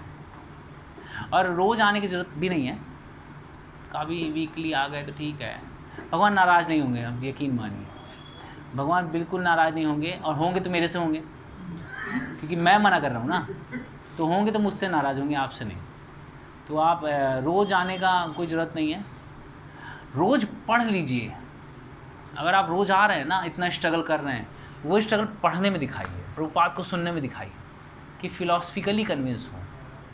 अभी तो क्या ना, चमक धमक अच्छी लग रही है। मान लीजिए कभी ऐसा हो कि इस्कॉन की बेइज्जती हो, बहुत बड़ी बेइज्जती हो जाए, कुछ ऐसा निकले